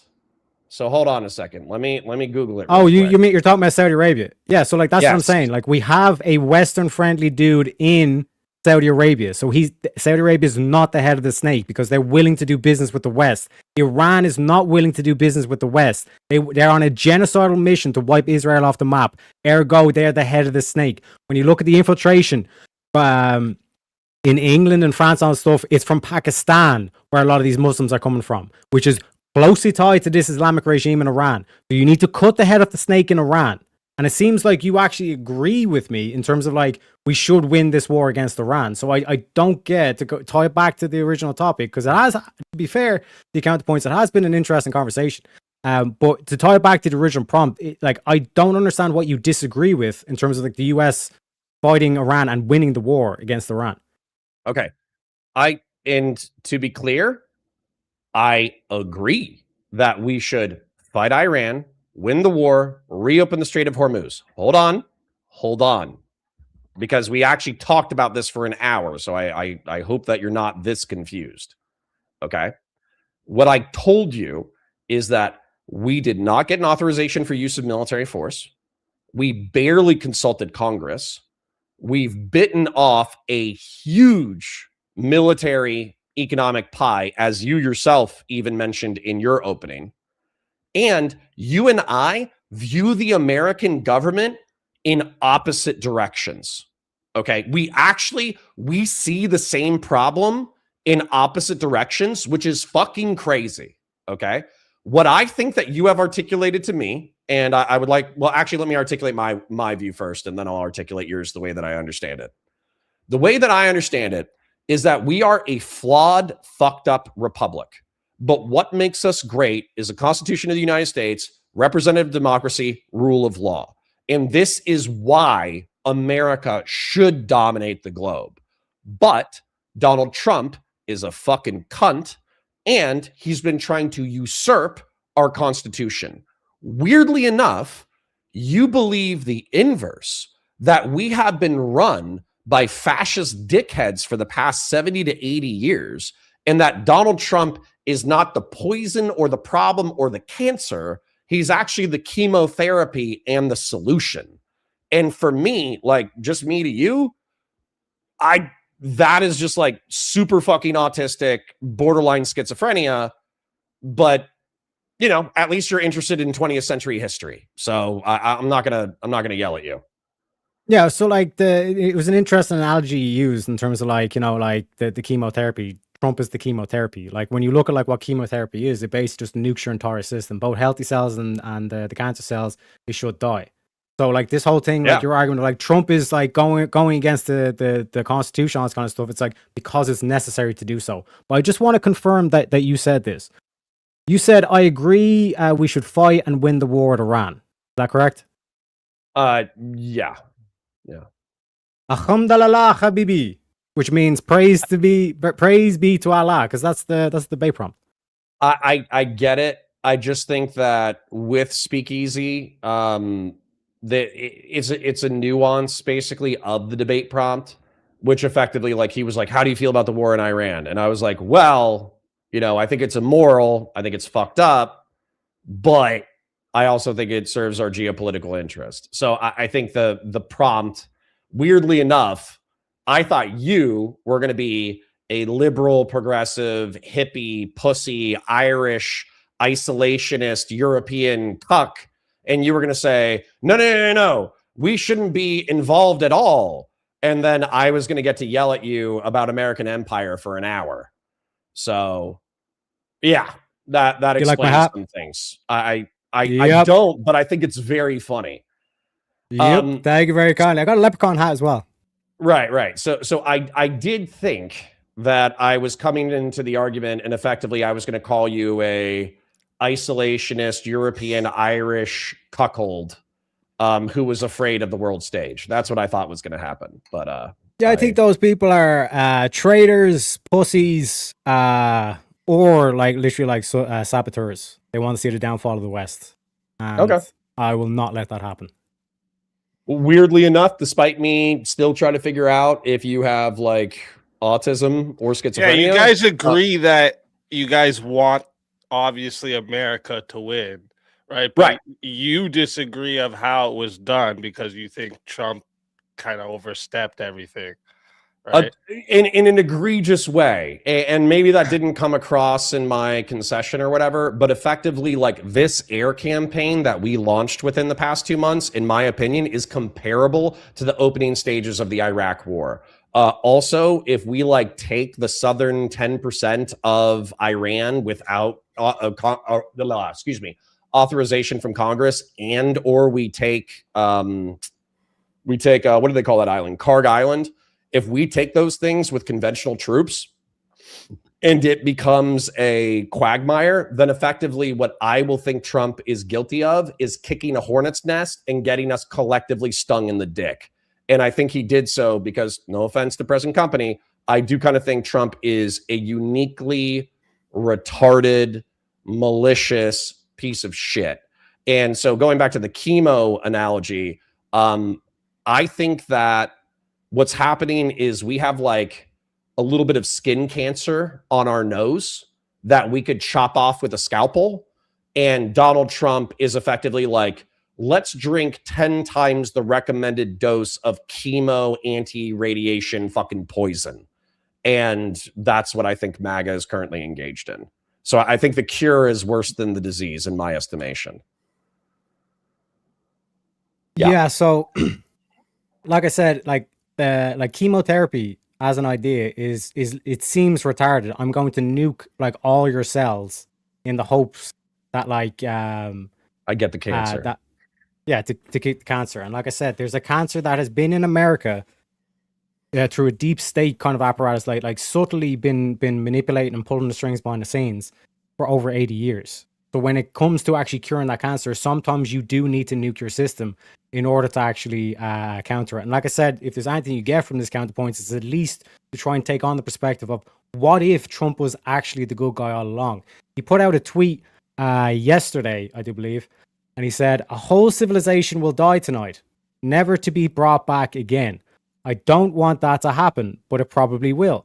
However, now that we have complete and total regime change, where different, smarter, and less radicalized minds prevail, maybe something revolutionarily wonderful can happen. Who knows? We'll find out tonight, one of the most important moments in the long and complex history of the world. 47 years of extortion, corruption, and death will finally end. God bless the great people of Iran." Now, when you look at Reza Pahlavi, when he had a speech in the CPAC, he said, "On my command, I will give the signal for the Iranian people to rise up and seize control of Iran." So, in Is terms that of like, that happening? aspect, yes, that's why Trump, because like again, like Counterpoints, like I agree with you that Mark Rubio was lying when he says, "Oh, like Israel was going to attack and we had to do preemptive strikes." That is a lie, but it is a noble lie. Okay, the reason why he lied about that was to get around Congress so they didn't have to vote on going to war, because Mark Rubio knows that this has to take place. Because what I would bear in mind to everybody who thinks that like, Israel dragged you into this war, 8 months previous, Israel struck Iran. They were firing missiles into Iran, and there was no preemptive thing, and Trump called a ceasefire. Remember the whole moment? They don't know what the fuck they're doing. Why didn't Trump just call another ceasefire rather than doing the preemptive strike? Because they needed to do this.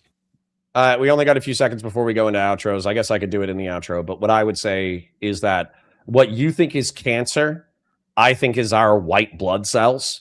Also, I think that if Pahlavi's successor was capable of overthrowing the Iranian regime, I think it would have happened already. If I eat crow on this, let's say in the next 72 hours, Pahlavi or whatever snaps his fingers, the Iranian people rise up as one, they overthrow the current Iranian regime, and America is able to reopen the Strait of Hormuz. I will try desperately to not be a total dickhead and call Trump an absolute retard piece of shit. However, if I had to bet money on that actually happening, I'll bet you, just to keep it gentlemanly, I'll bet you $20 that in the next 72 hours, the Iranian regime will not be overthrown.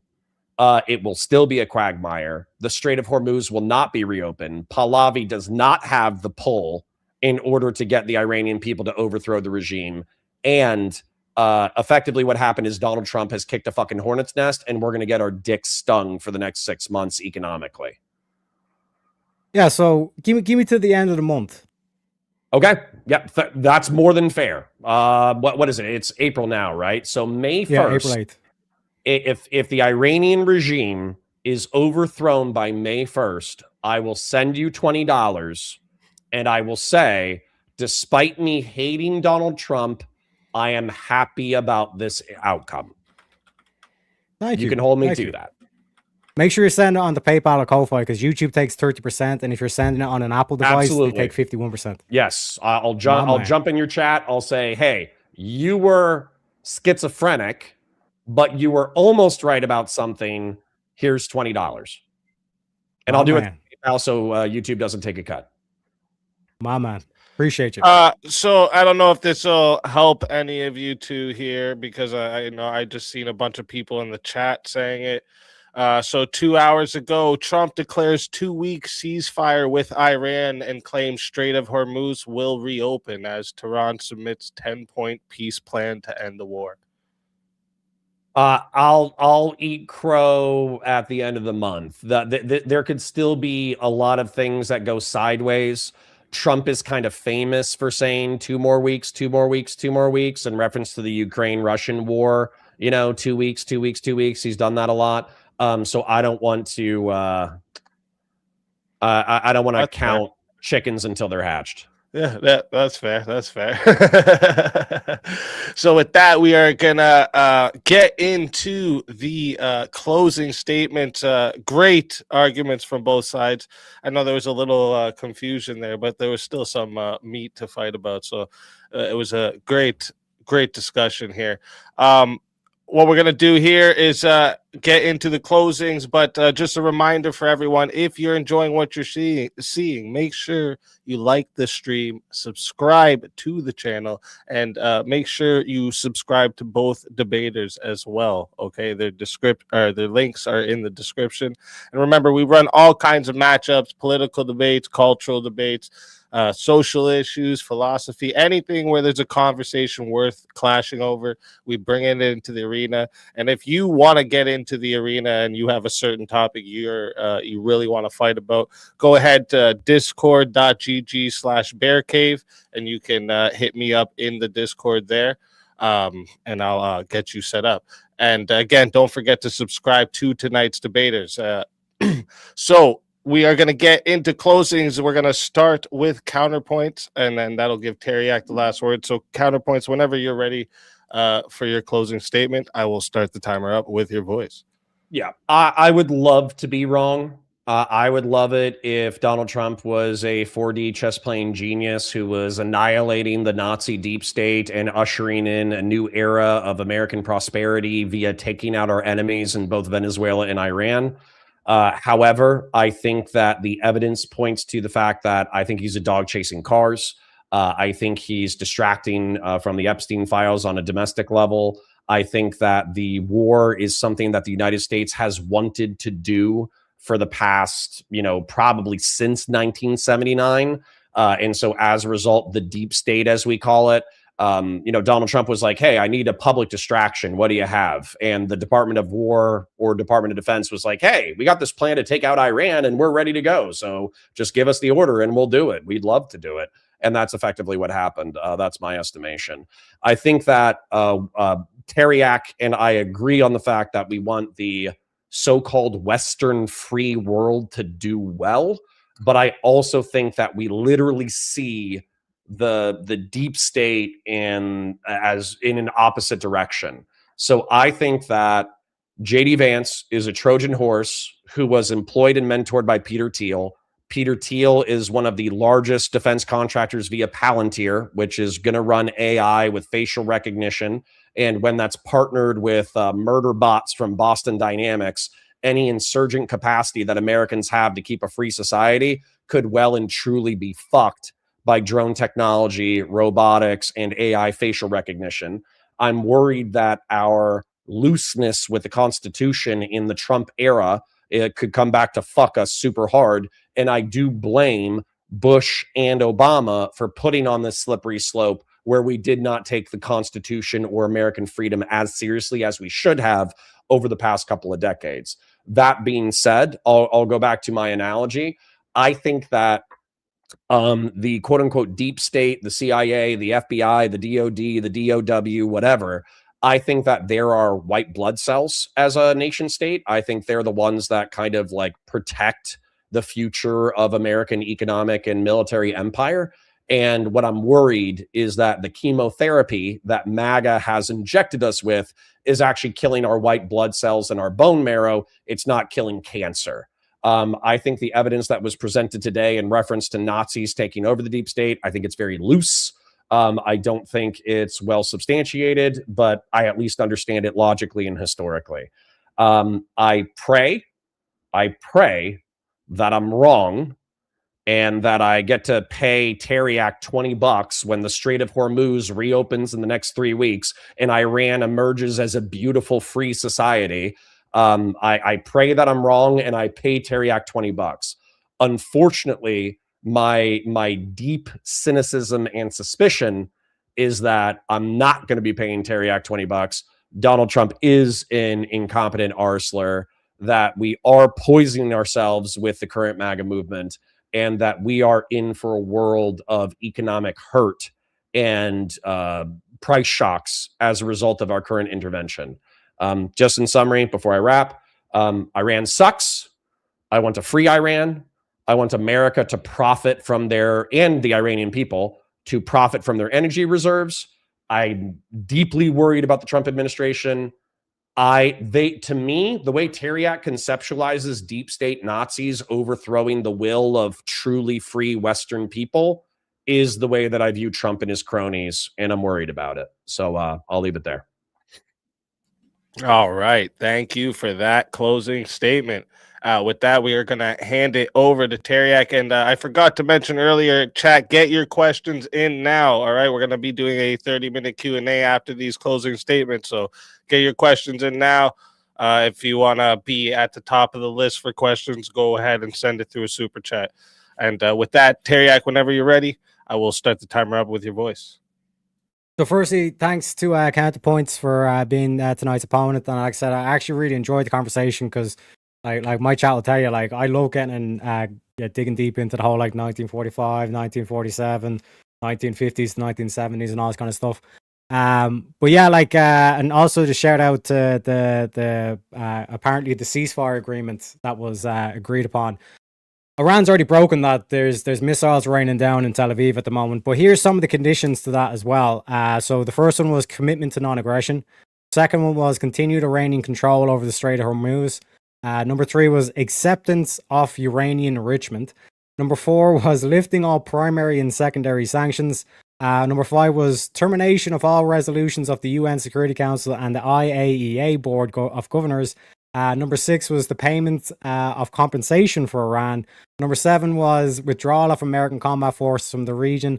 And then number 8 was cessation of war of all fronts. If you think that Donald Trump accepted that they were that agreement where they were going to do the uranium enrichment, I've got a bridge in Brooklyn to sell you as an Irishman. But yeah, like I said, in terms of the whole debate, I think it went really well. Like I said, with Counterpoint, it seems like we both agree that there's been some funny business going on, but the key differentiation is Counterpoints thinks that it's Trump who's the bad guy, versus I'm saying that Trump is actually the hero that's saving us from this. And like I said, once all this comes to be, hopefully we'll be able to stand side by side, because like I said, the shit that's been going on, we both agree with is complete bullshit. Like I said, in terms of the final closing thoughts, I might be autistic. Like I said, my mom took Tylenol, extra strength Tylenol too. So you know the autism is high with this one.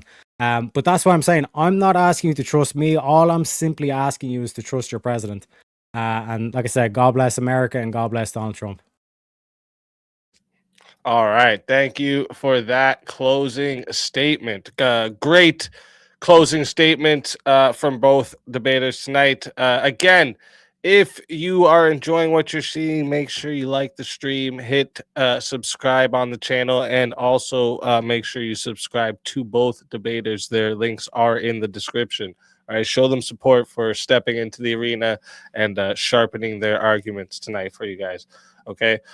So before we get into the official 30-minute Q&A, I like to ask a question or two for each side based on things I heard, maybe something I want repeated or something that maybe deserves another pass. And then after that, we'll get straight into the Q&A from the chat.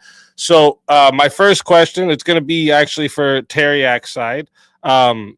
If Iran was just like, say they said no, screw you, and they were just like completely, like everyone says, glassed, they were just wiped out, what threats disappear for America immediately?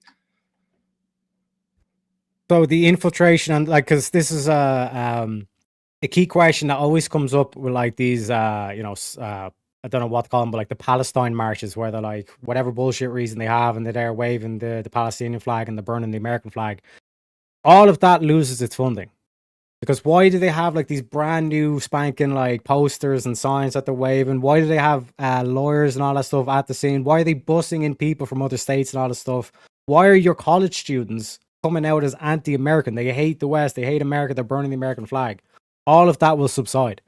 So yeah, like that's basically like one key thing to it. But I would disagree with just glassing the place. There are more than the majority of Iranians actually like they revere America. There was a video that was put out where the regime put American flags like outside each of the doors in the college, and the Iranian students refused to step on the flag. That's how much respect they have for America.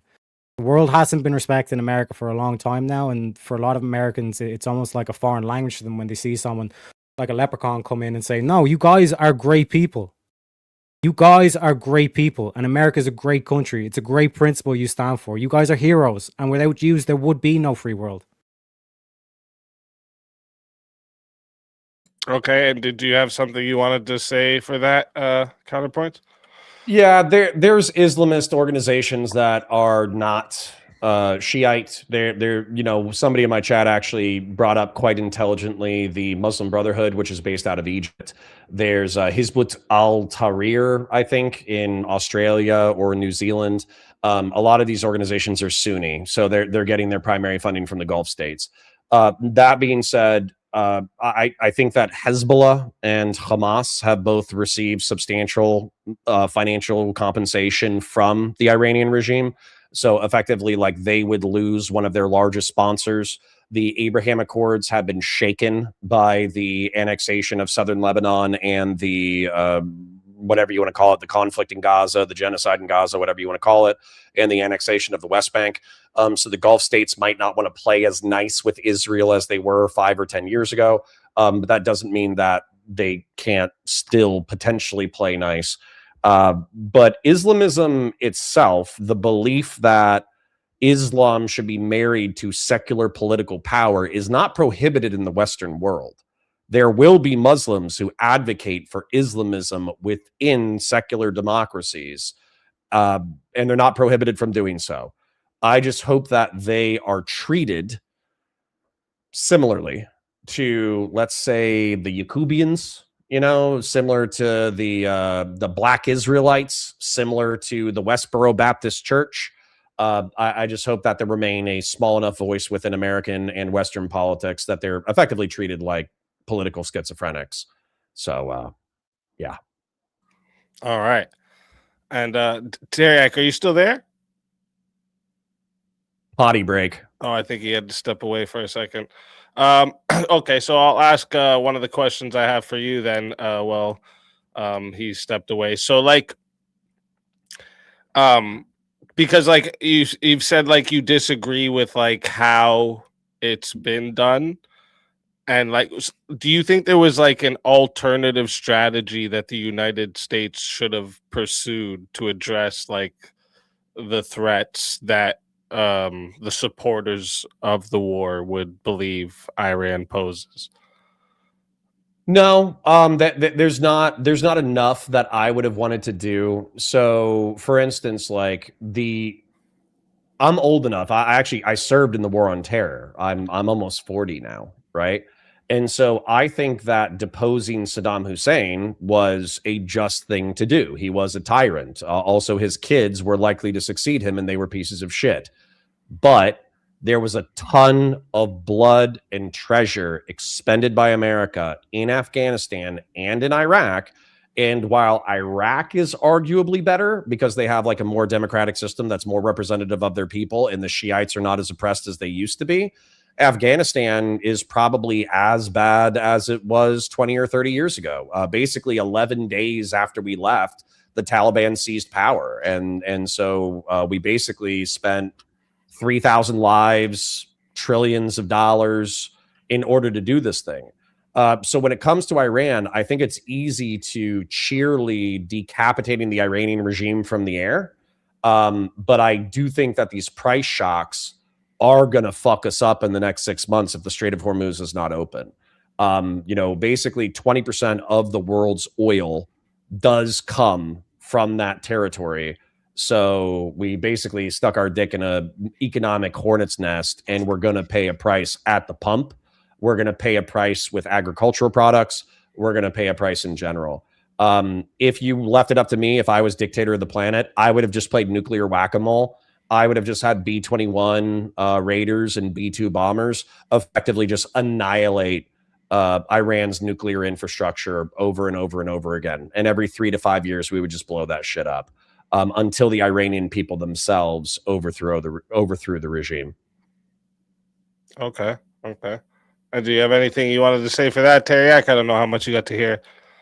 Yeah, sorry, I was taking a piss. But like I said, it seems like we're both in terms of like the aligned in terms of like what we think should happen. Because like my counter towards it is because like typically what's thrown in Americans' faces is like, yeah, well, you bombed them, so no wonder they're showing up in your country and all this kind of stuff. But we just take a hypothetical, an example of let's say in South America, a bunch of tyrants come to power and like start like doing tyrannical shit to their people and all this stuff. That is necessarily going to put a lot of strain in terms of like the asylum seeking and the immigration towards America, even though they wouldn't have done a single thing in South America. So like this whole kind of notion that like, oh, well, we bombed them, ergo we have to take care of them now. It's no, we need to take this action in Iran because then you might actually have a chance of like actual stabilization in the Middle East. Okay. And then so I'll go back to my other question for you, Teriak, was so like if this same war objective had been pursued like under say a different leader with a different strategy, do you think the outcome would have been worse, or do you believe the objective itself made like this conflict we're in inevitable regardless of leadership? So I'm kind of asking here, like, do you think if it wasn't under Trump and done maybe a different way, do you think it would have had a worse outcome?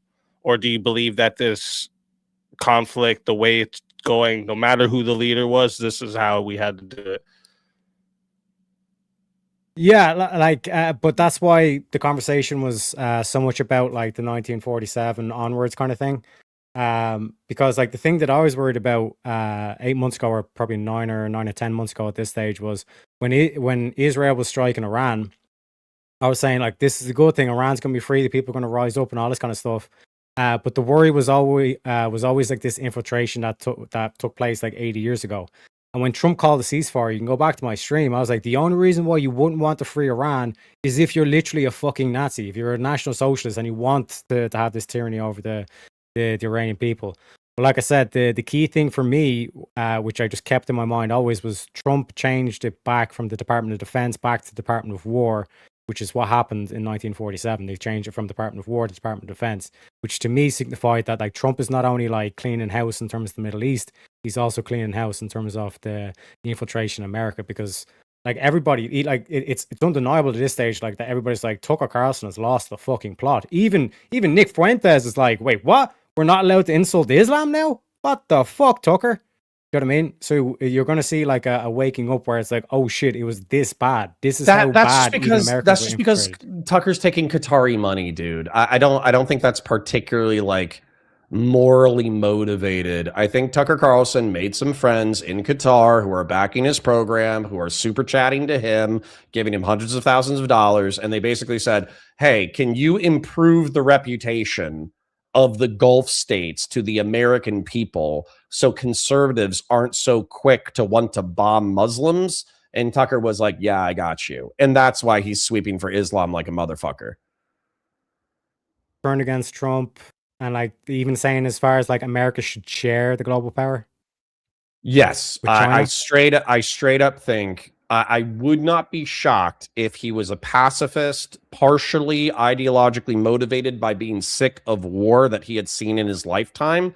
I would also not be surprised by a financial motivation that our rivals and enemies are paying him to advocate for a more isolationist perspective to American conservatives to benefit those foreign countries. Yeah, that's how subversion works. Yeah. All right. And then my second question for you, Counterpoints, would be like, because Teriak mentioned earlier, like called them the head of the snake, and you said like behind the regional threats, and you said that you disagreed a little bit here. So do you believe like removing or weakening Iran wouldn't solve those problems then? No, it would, but it's like a hydra from Greek mythology, right? So I think from Greek mythology, the way that you kill a hydra, if you chop its head off, two smaller heads take its place, and if you keep chopping off heads, then before you know it, you're dealing with 20 heads. The way that you deal with a hydra is you chop its head off, but you also burn the wound, so to speak, to cauterize it so it doesn't regrow another head.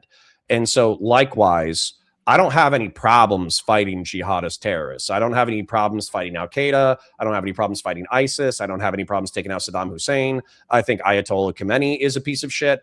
But I do think that it needs to be done intelligently. That way you don't grow more heads of the Hydra. And I am worried that a air campaign that takes out the command and control of Iran, but then leaves the regime in charge, and then also kind of like negotiating some kind of like stalemate in reference to the nuclear program. I think that's effectively chopping off the head and letting two heads grow back. And also I think that's the most likely thing to occur. So once again, I want to be wrong. I want Teriak to be right. I want to pay him $20 in 30 days. But I am worried that I'm right and we fucked up. So. Okay. All right. And did you have anything you wanted to say for that, Teriak? Yeah, like I said, like we're kind of aligned in terms of like what we want to happen. It's just like the certainty of like what we think is going to happen. And like I said, I've faith in Trump and I've faith in the US military. All right. So And we the are going to Iranian get people. in. Oh, sorry. I was saying, and the Iranian people as well. Oh, okay. Okay. So we're gonna get into the official Q&A here. So again, chat, super chats, PayPal, Cash App. This takes priority, and if they take up the whole 30 minutes, we may not get to the free one. So if you want to make sure whatever you want to say gets in, make sure you send it through one of the priority options. With that being said, let's start up the timer here. And first thing we had was just a $2 from Joseph, just showing support. Thank you, Joseph. I appreciate that. We got one from over on the Counterpoint side, said, at least we have ships, bruv. I am happy that our Navy is still floating. There was concern that Iranian military capacity was greater than we estimate it to be, and a combination of boat swarms and hypersonic missiles might actually fuck up our Navy. And the truth is, we just haven't seen that. We've been able to successfully blow up their swift boat navy. We've been successfully able to blow up their diesel powered submarines. We've blown up their ships that lay mines. And we just haven't seen, I think the hypersonic missile technology might have been a little bit exaggerated, but we still haven't had ballistic missile hits on American naval ships. And that's good news. That's actually really, really fucking good news. All right. We got another one on Counterpoint sites from U Nork, says this gives 2 bonus shielding against psychic damage. Nice. I like that. Maybe that's why I was willing to break bread with Teriak so much, is because of that donation. Yeah. Yeah, the bonus shielding. And then a gifted Counterpoints membership from Turi Giuliano. I hope I said that right. $5 from Left-Handed Assassin, just showing some support. Thank you very much.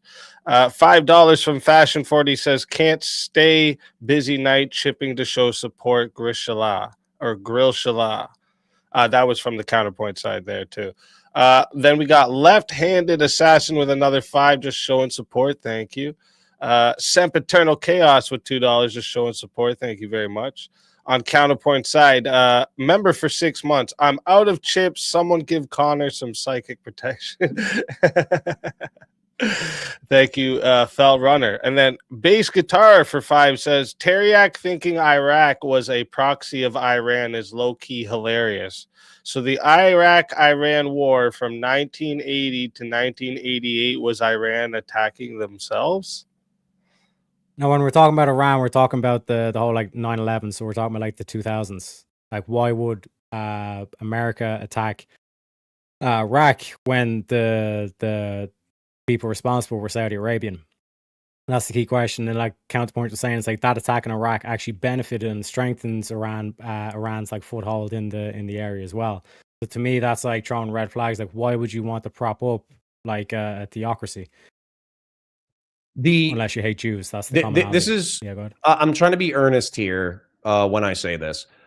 One of the things. So I spent 4 years in the military. I spent 4 years in law enforcement, and there are so many unintended consequences. There are so many things that you're trying to do, and there are so many ways that the world will be fucked up and twist your good intentions into sometimes the opposite of what you want. And so I think that my frustration with your perspective is that you might be assigning a level of foreknowledge where deposing Saddam Hussein would willfully and knowingly benefit Iran. And so you assign that to malicious actors within the deep state. But I truly think that America at that time was naive about how much power we wielded and how capable we would be to rebuild Iraq into a model democratic society in the Middle East and North Africa. So maybe you're more cynical than me. Maybe you're more cynical than me to assign maliciousness to it. I truly think we were naive and we fucked up. It could be the case, and as the saying goes, you know, the path to hell is paved with good intentions. You know what I mean? But Yeah. like I said, like just even like looking at the numbers with like the Navy takeout, the 400-1 KDR, seems like America like learned its lesson at least from that, even if it was like naive. But like I said, the thing for me is that it's like it wasn't just enough to take out Iran. You also have to clear house with the rats that are in the system as well. Which I think, like I said, Trump is doing a masterful job of, because he's essentially exposed the likes of Tucker and all these people who, best case scenario is just like a journalist whore, I guess would be the best money. They're just willing to sell their mouth to the highest bidder. At worst case, he's literally one of these Yahtzee children from like the CIA regime that we've seen since the 1947. All right. We got another 5 on the Counterpoint sides from Gingermus Prime. Says the Muslim Brotherhood is far more responsible for Western subversion than Iran or SA. Oh, Saudi Arabia. I was like, wait, what? SA? Because everyone says SA on YouTube for the other word, you know? So I'm like, wait. Luckily, this one isn't sexual. So Iran or SA, Saudi Arabia, and they are from Egypt. This clown is a R slur. Yeah, so as we've seen from like the likes of the USA and all this kind of shit, like countries will engage in like subversion, all this kind of stuff, prop up certain cultures or certain figures within certain cultures to make sure that they're able to support the right candidate. Let's say a Western friendly candidate. This is the whole thing with like in Ukraine, that like Zelensky's just a puppet of the West and all this kind of stuff. That's what the Russians call it and all this kind of thing. So to say that like the Muslim Brotherhood is like the great snake or whatever, like who props up the Muslim Brotherhood? It all comes from Iran. Like, why are your college students coming out saying free Palestine from the river to the sea, burning the American flag? You know what I mean? Like, all these things have to be factored in, and once you factor it all in, it all comes back to Iran. What I want to add, though, to Teriak's perspective, and hopefully the audience as well, though, is that there's multiple players in this game, and that there are genuine Sunni Islamist organizations, and there's Islamist organizations that support Islamic theocracy because they truly believe that's the best governmental system on the planet. And then there's even worse organizations that do that as a proxy because they actually do support jihadist terrorism as well. They actually support like, church attacks and suicide bombings and vehicle attacks and all that kind of shit. And so differentiate, and it's a problem too sometimes because you find that the Islamist theocrats will oftentimes do apologia for jihadists, where they'll basically say, oh, it's your fault for foreign meddling. It's your fault for foreign intervention. It's your fault for Western meddling in the Middle East and North Africa. So differentiating these factions is hard, but I think it's important to do because there's more players in the game than just 2 or 3 factions. There's actually dozens of players. Yeah, 100%. And like I was saying, like in terms of, like, Trump is getting a lot of shit for saying, like, praise be to Allah. It's like, oh, he's captured by the Muslims and stuff. Praise be to Allah in Arabic is Alhamdulillah. You guys might remember, like, that's a typical thing I do. As soon as I hit the point, I'll say that, especially to Muslims that I debate against, because I know it pisses them off. It's like a mockery of it kind of thing. But Trump is playing kind of like a kind of dangerous game with that because, like you mentioned, like Saudi Arabia, they're Islamic. Or they're Muslim, at least in terms of that, like not necessarily like Islamic jihadists and all this kind of stuff. Because, like I said, they're willing to play ball with the West and all that. So, very we're on a tightrope at the moment, and like I said, it's basically now or never.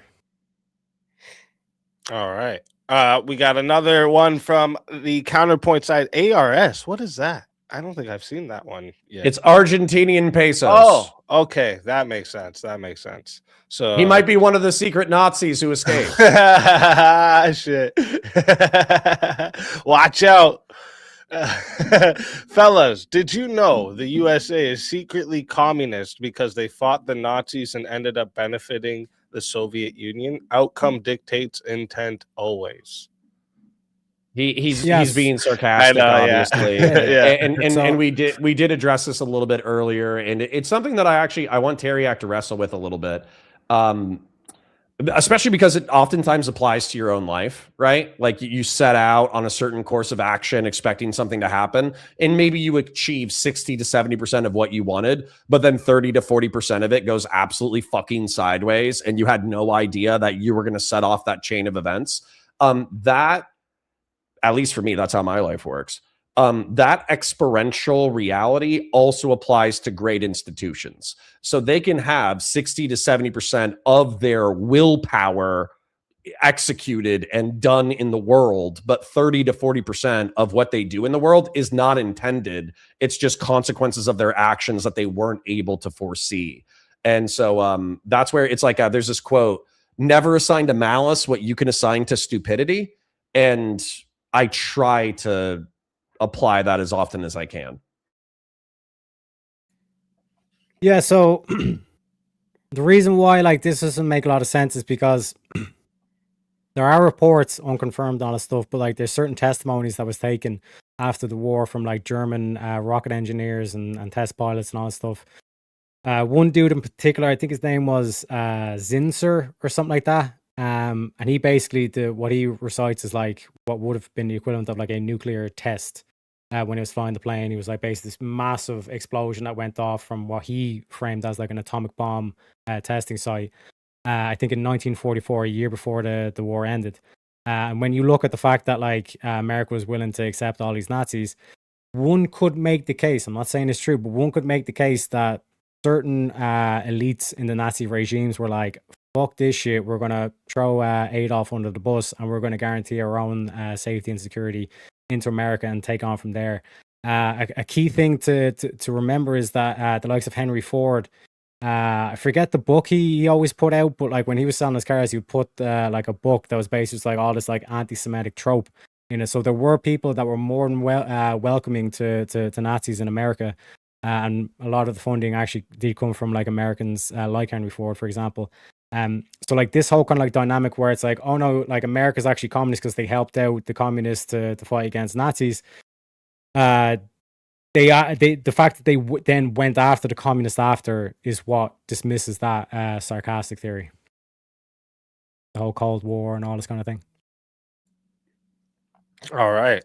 Next one that comes in is a super sticker from Kathy, just showing some support. Thank you very much, Kathy. I appreciate that big time. Joseph coming in with $2, just showing some support as well. Thank you very much, Joseph. We got the Big Daddy Pod says Counterpoints is full of worn out ad homs, but if you distilled his intellect from his poor theatrics, he wouldn't make a pimple on Teriak's ass. I don't know if I understand that sentence. At least he got a new haircut for the debate. He's saying I'm all flash and no substance, but I think I try to be substantial in my argumentation. And if you think that's true, I invite you to check out Counterpoints Politics on Tuesdays, Valor Media Network Monday through Friday on other days. I'm live from 9:30 a.m. to 2:30 p.m. I've started a new series called The Secular Church, where effectively I just like towards the end of stream, after we're done with all the drama slop of the day, I just autistically rant at my chat about history for like an hour and a half. And I think I have a healthy chunk of substance. We've done pre-Israeli Levantine tribes. We did Egypt. We did the Exodus. We did the establishment of the state of Israel. We did the Greek invasions of the Middle East and we did Babylon and Persia. We did the Greek invasions of the Middle East and North Africa, the Roman invasion of Middle East and North Africa. And now we've kind of done early Rome before the fall was today's content. And after this, we're going to move into the fall of the Western Roman Empire and Byzantium. So I would challenge you to come check out that content because I think it's quite substantive. There's no drama. We do talk about sex stuff, but the sex stuff is not because a creator, stuck their dick someplace they weren't supposed to. We're talking about like ancient sex cults that fucked up the world. So, yeah. Nice. No, I'll have to tune in for that because I love history. History is I'm a big nerd when it comes to history. It's probably my favorite topic. I'm doing it chronologically. I'm literally moving. Nice. I like that. Through the entirety of history as much as I can. Nice. I like that. I'm gonna have to check that out too. We got $2 from Bass Guitar. It says, what has changed on the ground in Venezuela? Nothing as far as I know, just their willingness, allegedly, which I still can't confirm, but their willingness to trade oil with us because the current vice president wants to maintain their power. Yeah. Yep. The main thing was just taking out Maduro. I mean, like apparently the vice president now is a lot more willing to engage with the West and more friendly to the West and all this stuff. So that was a key thing in terms of Venezuela. And like I was saying, like in terms of like actually solving the US national debt, there's like 30% of the world's oil goes through Venezuela, 30% it goes through the Strait of Hormuz.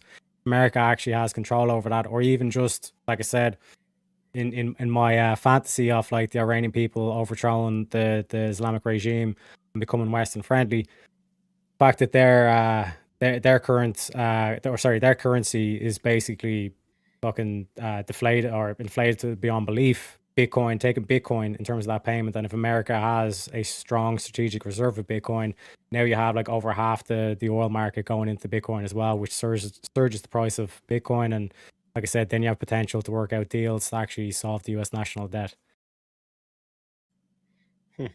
Okay. All right. We got Real Serious with another 100 Argentinian pesos. Is the US secretly communist? They fought the enemy of the Soviet Union during World War II and benefited them and China. Since that was the outcome, this was certainly the intent, correct? Roosevelt Yeah, like I was a said, red. the dismissal of this is the fact that America then had a Cold War with the communists. Yeah, so there's two ways to view Franklin Delano Roosevelt, and it kind of depends on your definition of socialism. Some people think that just socializing parts of the economy is socialist, which is not really like a Marxian understand of socialism. Marxists actually hate FDR because they think that the welfare state de-radicalized the working class to the point that they did not want a socialist or communist revolution. And I hope that's true. I hope that's true, that mixed economy capitalism is the way forward. Yeah. All right. Next one we got here over on the Counterpoint side. Numanax for $10 says, I want to know what Teriak thinks of Putin or Viktor Orban. I want to know if he thinks they're also secret good guys or whatever he's suggesting. Yeah, so I had a debate against Rob Noor, and the prompt was Russia should take over the EU. If you're giving me the option between the EU as it currently stands versus turning into a federation and being the puppet of Russians because America, let's say, wants to become isolationist, and I'd rather live under a Russian federation than the current European Union, because at the moment we've no fucking control over what like our government actually does. It's all just adhere like puppets of Brussels. Is what I'm sorry, was Rob Noor pro EU by comparison? No, he's saying that America, that like the EU should like be kind of like make better deals with America and all this stuff, and if Russia actually takes in, then America should step in. The reason why I done that was to show that like basically in this situation, like the likes of Ireland, we literally have no control or say over what we're actually dictating as policy. Because if we were to become more Russian friendly than American friendly, then America is going to step in and say, "Hang on a second, you're supposed to be our ally," kind of thing. So, like I said, I'm no fan of Putin or anything like that. But if it comes down to like wait for your nation to become Islamified, like at that stage, like you're literally begging Russia to step in and just shatter the EU into a million pieces. Okay, hold on. I want to hit you with a factoid though. One of the largest Muslim majority or minority nations in Europe and Eurasia is Russia. They have like a 20% Muslim population because of the Chechens. So like they have more fucking Muslims than the Middle Eastern and North African immigrants into Western Europe. So I would just I understand that Russia portrays itself as a defender of Christendom and a defender of socially conservative Christian values. I would analyze the actual statistics behind it, because they actually come in pretty rough in secularization, probably because of the Soviet Union, to be honest. But secularization, church attendance, abortion, drug addiction, and Muslim population, they're actually a little bit rough in those areas. Yeah, I think it's like something like around 20% of Russians are Muslim, but 66% are Orthodox Christian. Like those are rough figures in terms of like one of 5 Russians are Muslim and 2 out of 3 are Orthodox Christian. But like I was saying, in terms of with Russia, is that it's like it's a large span of land, so it literally stretches from like Eastern Europe all the way over to Asia as well. And like I said, like those parts of Russia are the ones that are more heavily Muslim as well. But like I said, I'm no fan of Putin. But if you're giving me the option of the European Union or Putin, I'd rather pick Putin because the EU is corrupt as fuck. All right. All right. Next one comes in from Rowdy Gowdy for $2. Says, but what about the moon trip? W to both nerds. I'm a huge space nerd. I love sci-fi. I love Warhammer 40K. I love The Expanse. I love all that shit. And one of my chat members, Fellrunner, he's a very valued member of the community. He was trying to bully me into watching the Artemis 2 moon shot, like orbit thing. And I tried to keep checking in, and it was just a fucking metal tube getting closer to a giant circle for like 45 minutes. And I was like, okay, I know this is technologically amazing, this is still not the sexiest movie I've ever seen. And so I think I need to go check out a TikTok short about the moonshot, and I'll be more entertained. So still That's fair. cool. Just Yeah, kind you're of just basically a boring watching watch. darkness. You're just watching darkness the whole time. Yeah. It's technologically amazing. I'm so happy that humanity is capable of doing such cool things. From a viewer experience, they could have cut down on the runtime a little bit. True. Big Daddy Pod over on the Counterpoint side says, "You look like a black Irish, but are you a green or orange Irish?" Maybe I don't know what this means.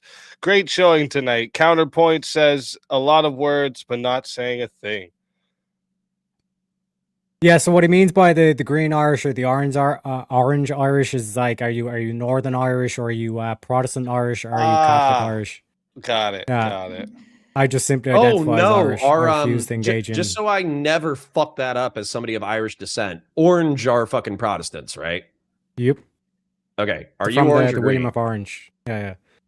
So that's why the tricolor is green, white, and orange, because it's like signifying the peace between the green and the orange. I'm Republican. That's upsetting. Like I'm yeah. So wait, so are you Catholic or well, I mean, even if you're not religious, were you raised Catholic, raised Protestant? I was raised Catholic. I'm in the Republic. But I Okay. see the whole like split of like Protestants and Catholics as basically a game of chess between the Church of England and Rome. Yeah. I mean, dude, if you want to be a history autist, that's an awesome topic. 100%. Ginger Miss Prime over on the Counterpoint side says, "LOL, Connor, you called me dumb, play with Hot Wheels, and intelligent all in the same day. Haha, love you, buddy. Last super chat, I'm running out of money." Okay, the reason why I said that he needed to go play with fucking Hot Wheels was because he said, "Oh, you criticize Trump for being an isolationist, and yet now you're criticizing him for being an interventionist. These things are contradictory." Very clearly, and I don't think this takes a lot of horsepower to understand. It's like the way you do intervention matters. Okay, so it like, you know, if there's isolationism where we never interact with another country again, and then there's interventionism where we nuke a country and genocide an entire people, very clearly I'm going to prefer isolationism, even though I'm not an isolationist. So going to war in Iran without an authorization for use of military force, probably because Israel wanted us to go beat the shit out of Iran, and then also kicking a hornet's nest without, I swear to God, I pray that I'm paying Teriak fucking $20 in 30 days. I'm worried that I'm right and he's wrong. So criticizing the current war is not contradictory to my earlier positions, and I think it's silly. I think it's silly to pretend that it's contradictory. All right. Fuck it button for $10 says, "Mr. Dictator of Earth, with your plan of heavily targeting and destroying the vast amount of infrastructure necessary in order to effectively slow nuclear capability every 5 years, gas prices up are good?" No, obviously not. But I think there's a huge difference between destroying the enrichment facilities and the nuclear facilities of Iran and willfully, you know, doing what we're doing now. What we're doing now is more hardcore than what I'm recommending. So it's kind of weird to support a decapitation strike in Iran while criticizing bombing civilian nuclear infrastructure every 5 years. I think my plan is more moderate, even if you pretend that it's not. Yeah, like in terms of like the gas price and all this kind of thing, there was protests that like have just started in Ireland. Like the farmers are basically rising up, and they're parking all the tractors in the city centre and all this kind of stuff to disrupt it, because the government is refusing to take any of the tax off and just letting the prices go up. So in terms of like the gas prices, obviously that's not something that you want to see. But like I said, in terms of it being necessary, unfortunately, like I said, it's either now or never with this, because if you just continue to let them enrich uranium and all this stuff, like whatever, like they were already kind of saying, it's like, oh, well, like we'll get rid of the 60% if you agree to all these terms on the stuff. So even just that 60%, they're already trying to like use that as leverage in terms of the trading deal. And unfortunately, like I said, sometimes you need to be like flip the fucking the chessboard and say, I'm not playing this game where you're going to come in here and make all sorts of demands and all this kind of shit, break these agreements, break they've already broken the ceasefire that was apparently just signed. So you can't negotiate as George Bush said, you can't negotiate with terrorists. All right. Next one here we got from Dice over on the Counterpoint side. A far right guy I've been arguing with for plus 5 years, born in Argentina, and I just asked. He said his grandparents came from Hungary and Spain. Rat lines. I do think that's suspicious as well.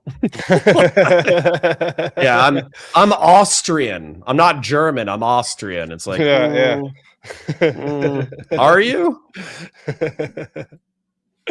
Okay, and then that is it for the super chats, but we got a couple more minutes there. Let me look over on the Q&A side. Looks like we have some time.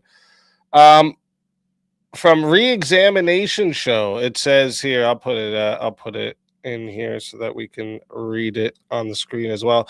The foreign minister of Iran admitted they had enough nuclear material for 10 to 11 nuclear weapons on MSNBC. Is that not reason enough to strike? I mean, it can be. It really does depend. Shit. There's this concept called Westphalian sovereignty. All right. And I'm going to totally butcher it in the next 30 seconds. It's this belief that nation states are responsible for what happens within their borders, and we should all let each other do our own fucking thing. You're doing a genocide, as long as it's in your own borders, who gives a shit? You're developing nuclear weapons, as long as it's in your own borders, who gives a shit? The person who ruined that was Adolf Hitler, because effectively he just invaded all of his neighbors and fucked everything up, which is part of the reason why the United States is an international police state. So if you're a believer in Westphalian sovereignty, then the answer would be no. Iran is allowed to have nuclear weapons. It's allowed to pursue a civilian nuclear program because they're a sovereign state, and what they do, as long as it doesn't affect us, is not our fucking business. But if you're in a post-World War II mentality of no, in order to prevent World War III, we have to police the nation states of the world, then yes, having 60% enriched nuclear material sufficient to make a dirty bomb or to enrich relatively easily to 11 nuclear weapons would be enough reason to do a proactive strike. So it actually just depends on your geopolitical perspective. All right. And then I guess we got time for one more here from DJ Deliverance. Says, what does Connor think of Trump achieving a ceasefire just hours ago? Sounds like his point's moot because just before the debate, Trump was about to declare peace for democracy. Yeah, I think I don't have a diplomatic word for it. I think you're a lemming. I don't think you actually pay attention to the world. I think you probably think that the ceasefire in Israel and Gaza is still going. And just because Trump says a thing doesn't mean that thing is real. So, for instance, like we were supposed to have peace with North Korea. North Korea was supposed to, come to the table and start negotiating denuclearization. That never happened. Trump said that he ended 8 wars. That never fucking happened. Them saying that we have a ceasefire, I'll believe it when I fucking see it. Okay. So, like I said, if you're right and Teriak's right, in 30 days, Strait of Hormuz is opened, regime's overthrown, $20 to fucking Teriak. If it all falls apart and it's still a fucking mess, I'm not going to force Teriak to give me $20, but if he sends it to me, I'm not going to complain. No, I pay my debts. All right. I like Lannister. I like it. All right, so that is going to wrap up our Q&A for tonight. Thank you to everyone in the live chat for all the questions, the engagement, the support. Seriously, this is what helps me keep bringing you the debates and the entire Swords of Reason experience week after week. So I appreciate every single one of you. And of course, huge thank you to our debaters as well for stepping into the arena, sharpening their ideas in front of all of us. Before we move on, real quick, let me check. Are either of you planning to hang out for the open panel tonight? To be honest, man, I got a shitload of stuff to do. I Yeah, kind of that's have fair. to dip set. Yeah, no, that's fine. That's fair. That's fair. Teriak? Hell yeah, brother. Okay. All right. Awesome. So here's what's happening next. We're gonna roll the debate outro song and video. It'll run for about 4 minutes. Perfect time for everyone. Hit the washroom, grab a drink, stretch your legs, do whatever you need to do before the Chaos and Chill open panel begins. During the outro, I'm gonna drop a link in the chat for anyone who wants to join the panel, test your ideas, continue the conversation on tonight's topic. Anyone is welcome to hop in. Just obviously come ready to think, question, debate. If you're coming up to try and like troll, bring personal dramas, stuff like that, you're just going to get muted and most likely booted. So when you're ahead with that idea, just quit. And before we run the outro, one last reminder, make sure you subscribe to both the debaters. Their links are in the description. They came out, put some good entertainment out for you guys tonight, so go give them support for that. And if you're enjoying these debates, hit subscribe on the Speakeazy channel as well so you don't miss any upcoming Swords of Reasons Mondays, Tuesdays, and Wednesdays. This is where logic meets passion. All right, let's roll the outro, and I will see you all in a few minutes for the Chaos and Chill. Well, soon. Sorry, I was just gonna say it was a pleasure meeting Teriak, even though I'm still debating what mental illness I think he has. So I'll be thinking about that as the night progresses. Thanks for having me, Speakeazy. Teriak, it was nice to meet you, and I hope you have a fun time debating. You too, as sir. well. Thank you for coming.